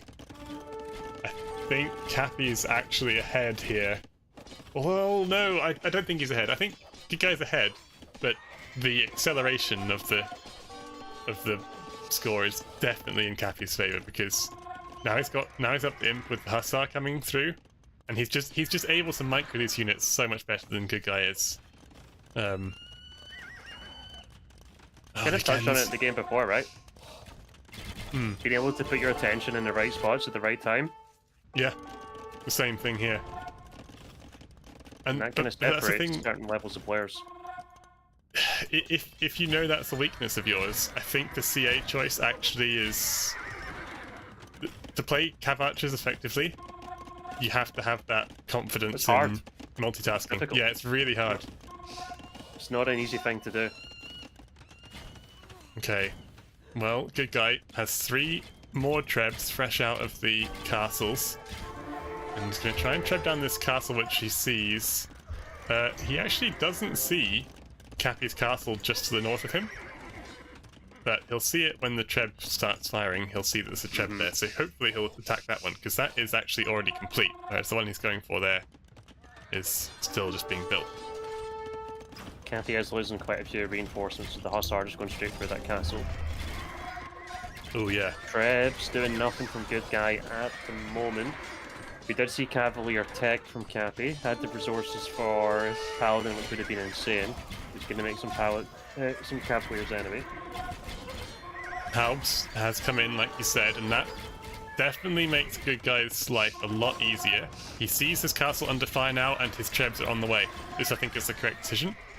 His cav archer numbers have been obliterated, but he has the res in the bank to make more, and he's still got the ranges, of course, so no need to panic just yet. But yeah, he needs to get his army back up, and he needs to really hope these Halbs can get some good work done at repelling the raids from Cappy. Oh, goes for heavy CA, okay. Okay, well, I'm not sure he can afford that, that's the only thing. And he's only got 37 CA left. It's kind of a big all-winner, isn't it? Yep. Big can make a few more, cavalry but not a numbers lot. here. Huge fight for Good Guy. This is the game-deciding fight, pretty much. 12 seconds like- till heavy cav archer comes in. The Hussars taking some good damage from those CA fighting downhill, it looks like. And actually, Good Guy there with a really, really good fight. And 4 trebs shooting on this castle. Actually attacking the trebs. They have the Hun accuracy bonus, so makes sense, I guess. But the castle does go down. And still, very healthy Halb production from Good Guy. The army numbers back up again, 70 to 30. What are we seeing here? Equal population numbers, but it's just 40 difference in army for Good Guy and economy for Cappy. Gerb's being added by Cappy now as well, and Oh yes, skirms. That is a really sad moment for Good Guy when the skirms come in. He's got to do another tech switch. He's getting scale barding armor now, but he's got nothing planned for heavy skirm plate from Cappy. He could have done this a bit earlier, to be honest, Cappy. But see Good Guy like not play his own kind of raiding style.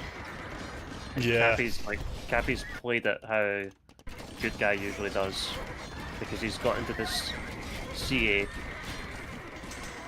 mindset, and now he's going to try and get into light cav. Only the first armor, first attack coming in. He's got heavy CA, but he's down to 30. He can struggle to kill off these skirms. They've got full upgrades, the chemistry just coming in. Oh yeah, and this is the thing, if you're going to go light cav, 32 farms is just not going to cut it. It really isn't. You can see he's struggling to produce villagers at the moment. And Halb's Cappy has 81 farms, he's got 23 on gold, he's got some relics coming in, he's got 3 relics in that monastery. He's raiding Good Guy to death at the back of his base. And I think Good Guy probably is on his last fumes in this game, to be honest. Cappy is pop capped, and Good Guy looks a bit gassed. I think he's just run out of steam. Good Guy is going to resign, or he's going to have to resign with top score, and that's never a good feeling. Yeah. And yeah, amazing play from Cappy to hold on there, but really, really good stuff from Good Guy. I hope he can be proud of this one and not be too disheartened by it, because he put on a great performance here. Just a little bit of the multitasking and army control just let him down in that crucial moment in Imperial Age. Paladin tech, that's the get out of my game tech, isn't it? Oh boy. And Good Guy, well, he's got 3 light cavs which have been tasked to kill all these skirmishers. I mean, it's a tall order for them. Treb's on the way for Cappy. The only reason he's not got Cavalier on the field is because he's got too much population for them to pop out of the stables. And yeah, Good Guy's cav archer numbers have dwindled down and down. He's got 18 heavy cav archers on the field now. Cappy is the one suddenly with double the army pop. And I think we're moments away here. Good Guy adding stables frantically. The thing is, he just hasn't got the farms to produce from them. So it's never going to be a good situation. And I think when he sees Paladin come in, he will know that the jig is up. Finding some good rains of this gold out the side. But this is what he had to be doing constantly for the past half an hour. And it just wasn't in his wheelhouse, it looks like. He has 50 on foot somehow. You would never, if you actually look at his economy, you would think there's no way he has 50 on foot. Yeah. It's just like so spread out and so sparse, and like the farms are nasty. The starting TC is like nearly not. There's no way there's 50 people on farms. And he's dropped down to 40 now, and GG. GG from GG. From GG. He sees Paladin come in and he knows that is the game-ending tech. Very, very nice stuff there by Good Guy. He did really well to hang in there. And that would have been a huge upset. I mean, Good Guy, he's reached 17 something before, right? So I think 1800 actually. Oh, 1800. Oh, okay. Yeah. But Cappy is a very good player, so I'm sure he would have been very proud of this victory if he had got it. But he should still be proud, I think. I think for Cappy, he expects to win, and everyone else will expect him to win. Yeah. So there's pressure involved with that. True. That's true. I think the Good Guy did do good to get himself in that position, but couldn't really. It didn't really make full use of the CA. I'm trying to think of the. That's absolutely right. I think it was unfamiliarity with how to play cav archers. I mean, it's something I'm no expert in it myself, but when you've got that big death ball, it's how to convert the advantage you've got, right? You have to turn potential into reality, and they didn't quite have the ability to do that, it looks like.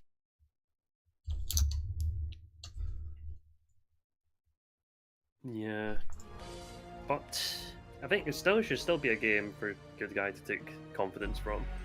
Yeah, Like it's definitely. like an hour long game. You've really tested them. Like you need to win the next map, and like sure the like 2 home maps for Cathay are going to be really difficult, but Hmm. at the very least you just take it a game at a time. You try and win your next map. Yeah, and even if you're thinking, oh well, okay, I'm 2-0 down against Cappy, I'm never going to win the series. I think it would be a really good. It would be a feel-good moment for him to get a game from the series, and he's just proven to himself that he absolutely can do that. So, yeah, definitely should go into the next game with his head held high. What map do you think he'll pick? Well, if we're going to do that, it needs to go for Neon, right? He's not going to pick one of Cappy's maps. If you want to get a win now. But realistically, if you want to win the series, you're going to have to win those maps anyway. So, it wouldn't matter, but... Yeah, if you want to win a game... You want to win a game, you play Neon. If you want to win the series, you play one of Cappy's maps. I think that's probably right.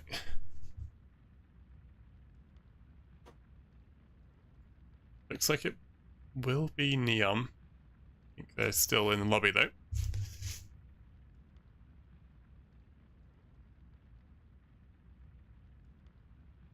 And yet, doesn't look like it. Might be a slight bathroom break.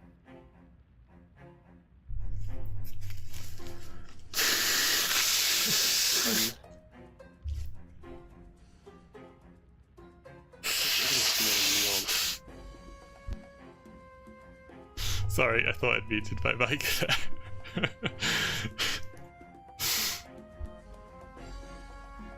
Oh, sneeze. Some nose blowing. Fantastic nose blow. Didn't mean the camera, and it's fine to watch me nose blow. That's good content.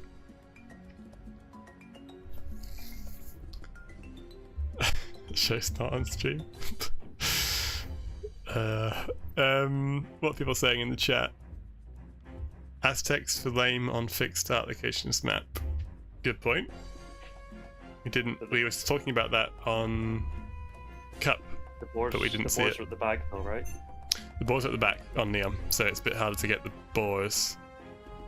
You can have some fisticuffs with the enemy scout in the center if they try and push the deer. But realistically, it's not a hugely impactful one, I would say. Oh, but we're 30 seconds away from the start of the game. I can see the civs, so let's have some civ guesses in the chat. It is Neon. We're gonna play. Is it gonna play Kimar? I would just play Franks. Malians, Khmer, Franks, Aztecs. Nobody's got it right so far. Japanese, Portuguese. That's actually quite a rogue shout, but I can see the logic there. Japanese, Portuguese. What? They have some play on the map, but Yeah, what are you talking about? it's realistically it's unlikely to be that with the maps remaining. But both of them are decent on the map. Anyway, it's none of the ones you've said so far. It is going to be Franks versus Malians. Excuse me, I said that. Well, yes, that's what you said, but that's not what the chat said. So shows why that shows why you're in the co-casting booth, Paradox. Got these chatters chatting emote. But yeah, game number 3 is a must-win game for Good Guy here. If he wants to win the series, and for Cappy, he can lose it and still win one of the remaining 2 maps, which are his home maps.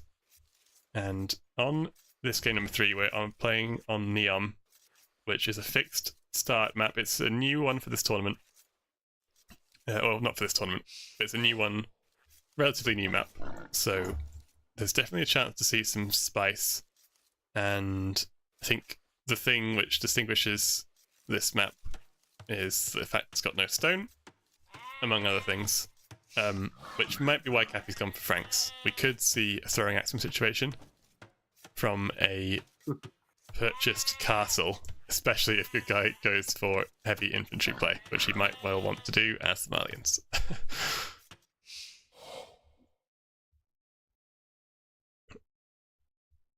And a little bit more context in the map, Walt, of Neon, So where it came from. yeah, Perhaps? so Neon was a map which was created by Vinny, humorous spelling 104, or any other moniker he's known by. Triple Stable Franks. For Silver Franks. Yeah, but well, maybe. And the idea of the map is it's named after this stupid Saudi Arabian city idea where you have a kind of lush area of terrain amidst the sort of cracked and arid desert. So there's resources in the central terrain. There's a patch of deer and berries in the center of the map. But on the desert outside of the map, there are some resources you want to take. There's 4 oases, one in each corner, which have golden wood. And in the center between the 2 oases, there is some neutral gold as well. But there's no stone on the map. And we've seen this map being played in a tournament called Training Grounds, which was, I believe, capped at 1450 ELO.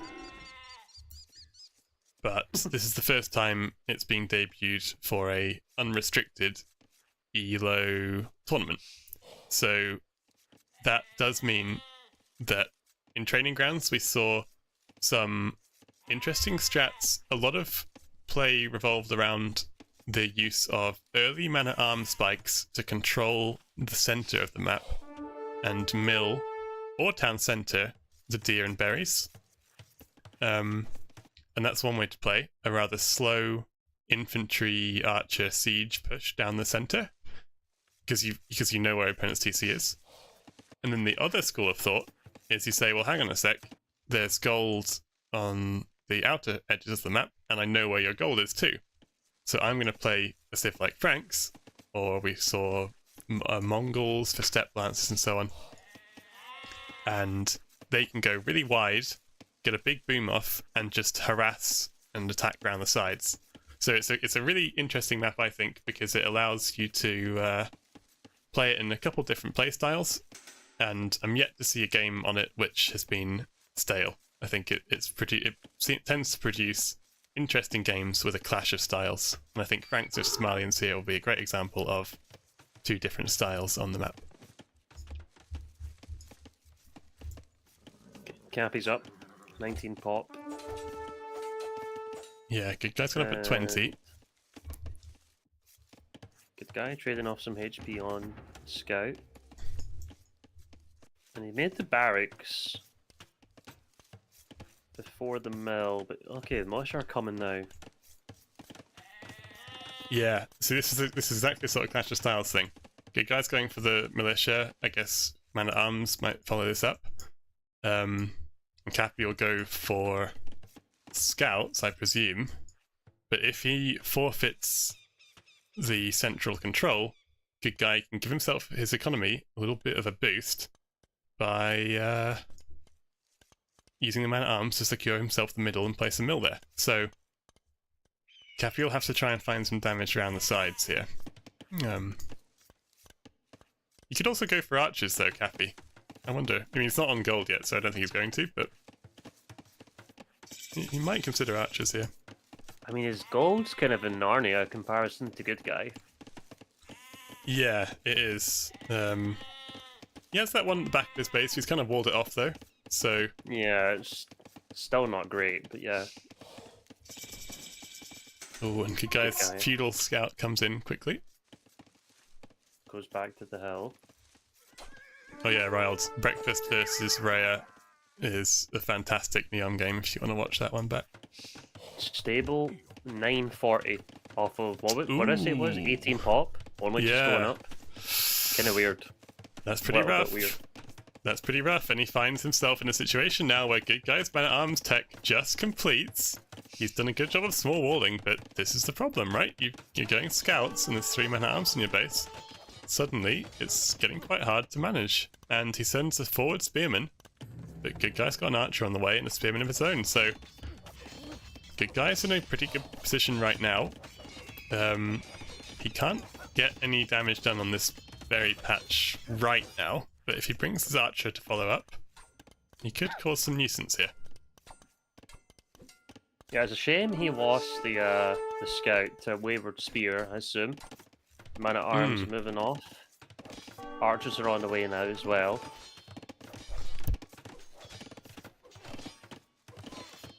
See what Good Guy can do. He's starting to build a bit of a military lead. Still only 2 scouts for Cappy. Yeah. It's nearly minute 12, What is going on? Oh no! This is bad. This is really bad. He's let the man-at-arms into his woodline there with an overchop. These woodlines are very, very small, so it's very easy to overchop them. Don't leave it. Don't let him back. Oh. Cappy's not even going to wall that. What? Wait, he just wants to engage.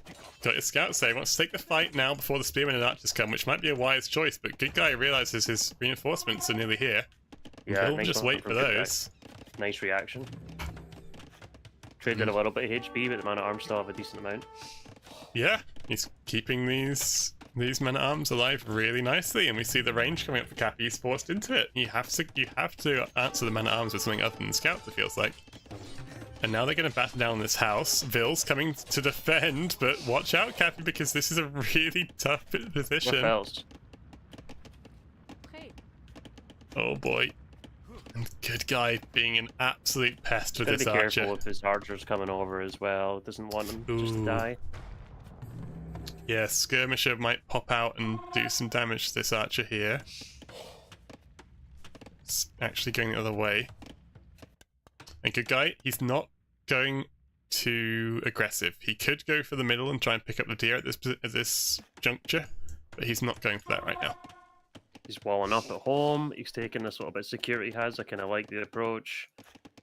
He has caused a lot of disruption in Cappy's base. You see, the worker efficiency for the last few minutes hasn't been great. Oh, yeah. Oh, that's really rough. Yeah, that's really important, actually. But see if Good Guy just goes mass onto gold now and just tries to buy Castle Age. That would be, that would not surprise me after what he's done in the first couple of games.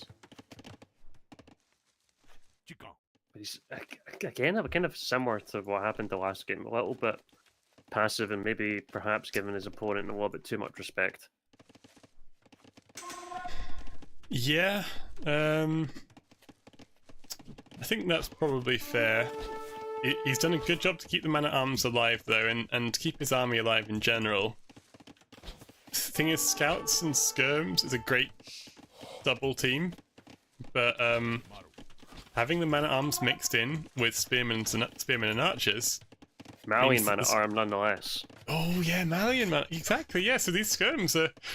The skirms have to be very, very careful because they'll get absolutely munched by the infantry. And they don't have fletching wall. So, like, the few Malian man-at-arms mixed in is actually really nice. That's a really good point. And they haven't got armor either, of course, so the archers might even do okay. Good Guy, I think you're right in your assessment. It looks like he is thinking about Castle Age, well, not least because he's making the market, but also he's running back. So, the passivity continues, but it's because he wants to keep his army alive and upgrade them to crossbows. Like, I don't hate it if you really do want to go Castle Age. You obviously want to keep your army numbers alive. He's going to get this market up, and he is going to be able to click. Do you sell your stone soon. That's the big question. No. Sell the wood first. Yeah, sell 100 and buy the food. I think it'd be good now. And there we go. I don't mind selling 100. And you can still add a little bit of economy in Castle Age if you want to. But I think you should go aggressive now. There's no law against buying it back, of course. And Cappy's much later to his gold. He has gone on that gold, the back gold. But like you say, his golds are kind of in Narnia here. It's a tough task for him. Securing up one in the back now, which is nice with the houses. Ooh, well... Made sure he's gave himself a little bit of breathing space as well. I mean, these man-at-arms, spears, and archers will tear through that palisade wall very quickly. They go there. Oh, and good guy just forgot double bit axe. Gosh, okay, good to pick that one up though. Double range at the moment. Not seeing any villagers walking forward. As of yet, he's still a minute away. What do you think? Would you like to see a Vil come forward for Siege Workshop? Yes. The only trouble is he can't afford it. And this is the thing, if he built that forward mill, he could have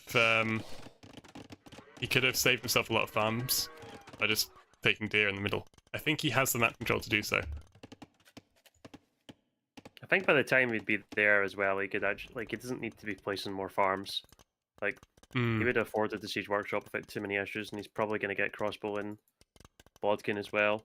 I don't like adding the farms. Okay, he's actually taking them back off. Okay, well he does have the wood for the Siege Workshop, and that, yeah, like you say, he is Malian, so it's a bit cheap of him. Well, let's see. There's no Vil coming forward yet. In. That's a big deal. That's a really big deal.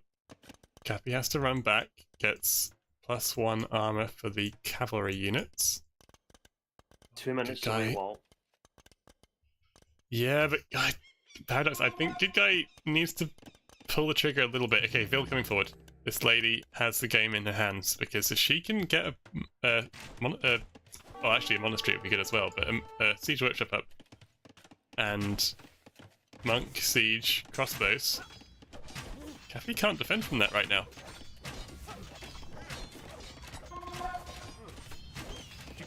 Nine villagers in gold at the back. Adding another stable. Where are the skirms? Okay, they're over at the left-hand side. He's gonna go monastery opening. Yeah, I mean, I don't hate it. You want both buildings at some point. But we might be in a situation like last game, where he's got a massive army lead and can't actually do anything with it. Oh boy, and there's a lot of scouts there. Good guy, please wall it in. Oh no. This is tough. This is really tough now. It's just one thing you have to do when you're doing forwards. You have to wall in those Vils. Yeah. And maybe he has to send another one now as well. Well, he's punched through this hole. He's punched through the hole in Cappy's base. The crossbowmen are a bit hesitant to go forward, though. And good guy, again, it feels like he's just letting Cappy get off with this. And oh no, his crossbowmen are caught out on the wood line. The classic DE pathing, though, means the scouts aren't actually taking a great fight against the crossbows, so they get some good damage done. But yes, splitting up the army does hurt a little bit. And there's no replacement villager for good guy. He's not sent anything forward, so university at home. This is very slow, though. This is very, very slow. It's giving Franks the chance they need to get back into this game. Yeah, gonna go for ballistics. It's gonna research quicker as Malians as well, which is also nice. Did go for the monastery at home. I honestly don't love the forward monastery. It can be nice, but as an opening, I don't like it. I would have preferred the Siege Workshop first, and then like the monastery one I do like. It just helps to defend. I just don't like. I don't like that at all. Yeah. What and like Dave says, TC in the middle, and then build on that. But it's a very awkward position because you're quite far away from your opponent. You know, it's a long walk for crossbows to make, and especially a long walk for monks to make.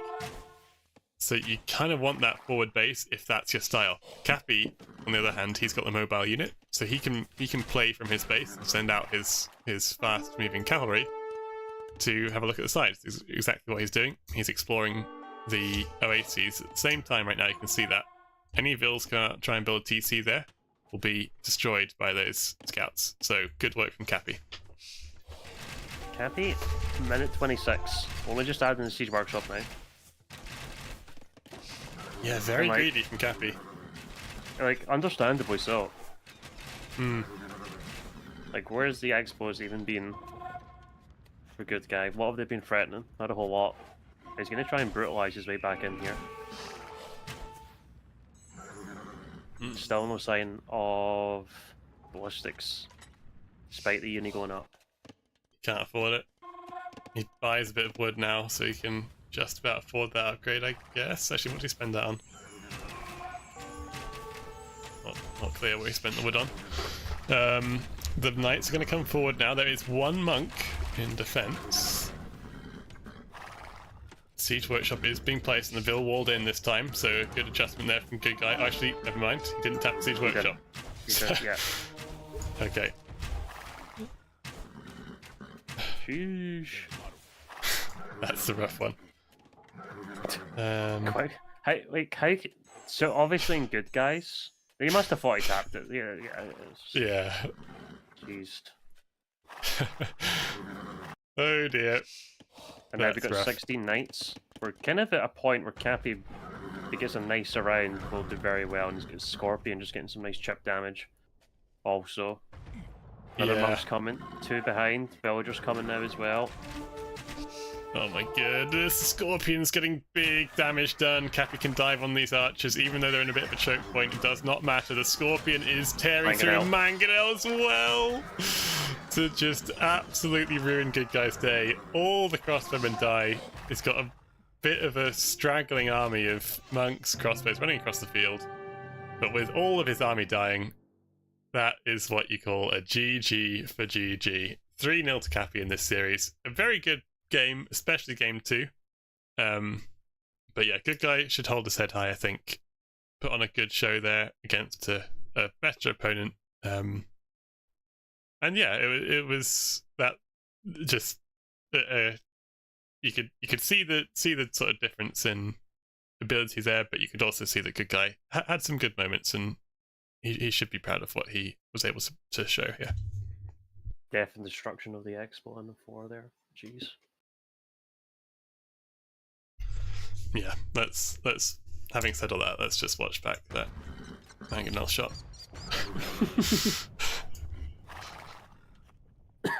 Oh god. This was brutal. So okay, yeah, it popped out at the perfect time. And they were taking huge damage from the Scorpion anyway. Yeah, the Scorpion's getting really nice chip damage. Oh, And like, boom. Oh, jeez. the second one just to absolutely finish them all off. Just rise them all with the mind. Just a little bit of backtracking. He's like, oh. See, look at the body. Let the bodies hit the floor, man. Let the bodies hit the floor. Yeah. Ah, tough. But that's exactly the point about Neon, right? Good guy played that style, that opening style, definitely puts you in a better position in early feudal age if you're playing against a scout opening. So the tables just turn though when the high mobility units come in, and you can see Cappy's patrolling on the oases means that, oh, in fact, there you go. Good guy did actually try and build a TC out there. He bought 100 stone to try and build a TC, but there's 3 scouts there, right? So that's what the scout, like playing a civ like Franks, that's what that buys you. You can just really control the map. So if you can weather the storm in early feudal age, then you're in a much better position. So it's a really interesting map, I think, to see how that trades off. Kind of was like thinking this earlier as well. I don't know if it's a great map to target versus Cappy as well, because he's casted quite a bit of it. Yeah, he has, and So he'll just have a pretty decent idea of how to play it. what were Cappy was casting with me for breakfast, Raya, right? I can't remember the civs that they were playing though. Is Incas against I think it was Mongols or it something? was a meso. Was not a meso war. It's not like it was Incas and what? Incas Liths. Lifts, that's right. Yeah, Yeah. that's right. Breakfast going up to 170 villagers, man. My goodness. But again, very similar thing, right? Incas, low mobility units, and Lithuanians go for the high mobility, but you got to weather that early storm. So I don't know. It's a fun one to see how that plays off, and it's because it's so simplified because it's a fixed position start. It is much more raw. So it's stressful to play, I find, but it's very good to watch. But yeah, great. To see effects at the main event. Yes, I think it will be a bit of a bellwether for certain players. Yeah, I really don't know. So we all know Cappy's hoping for Angel of the North. He's obviously going to end up with James Corden then.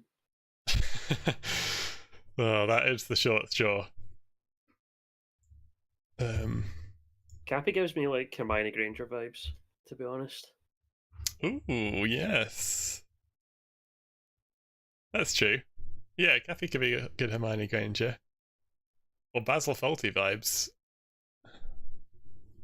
That's Cappy when he's grumpy, yeah. I don't get Posh Spice vibes. I don't get Gallagher brother vibes. No. Boo is definitely Liam. Nah, Boo's more of a Dennis. Dennis the Menace. Yeah, maybe he is. Athens obviously Jay. Yeah. Always chatting shit. That's actually so funny. We got absolutely wankered last night.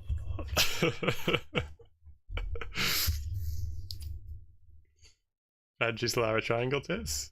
Maybe that's probably fair.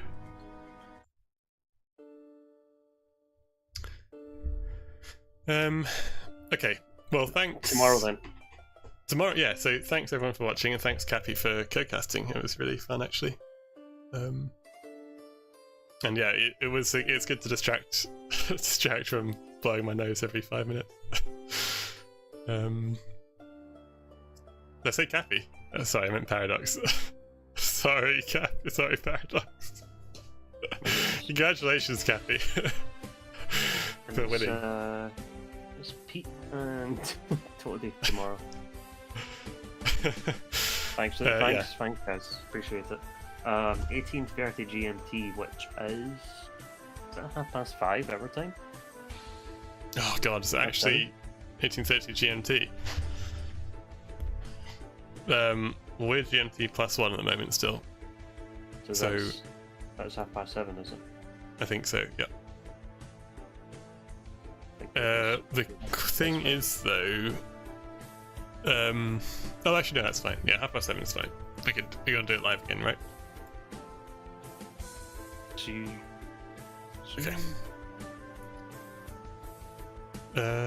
Yeah, good stuff. Sorry about the nasally voice, but hope that was okay.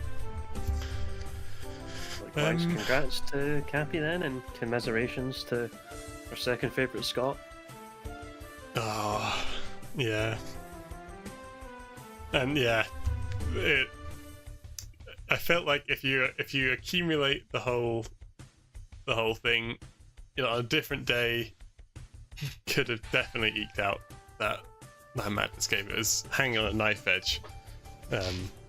So yeah, really, really fun set, like you said, and glad you signed up. Great tournament. Thank you very much, good guy.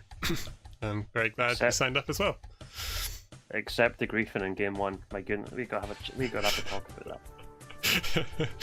Well, maybe that set the stage for game 2.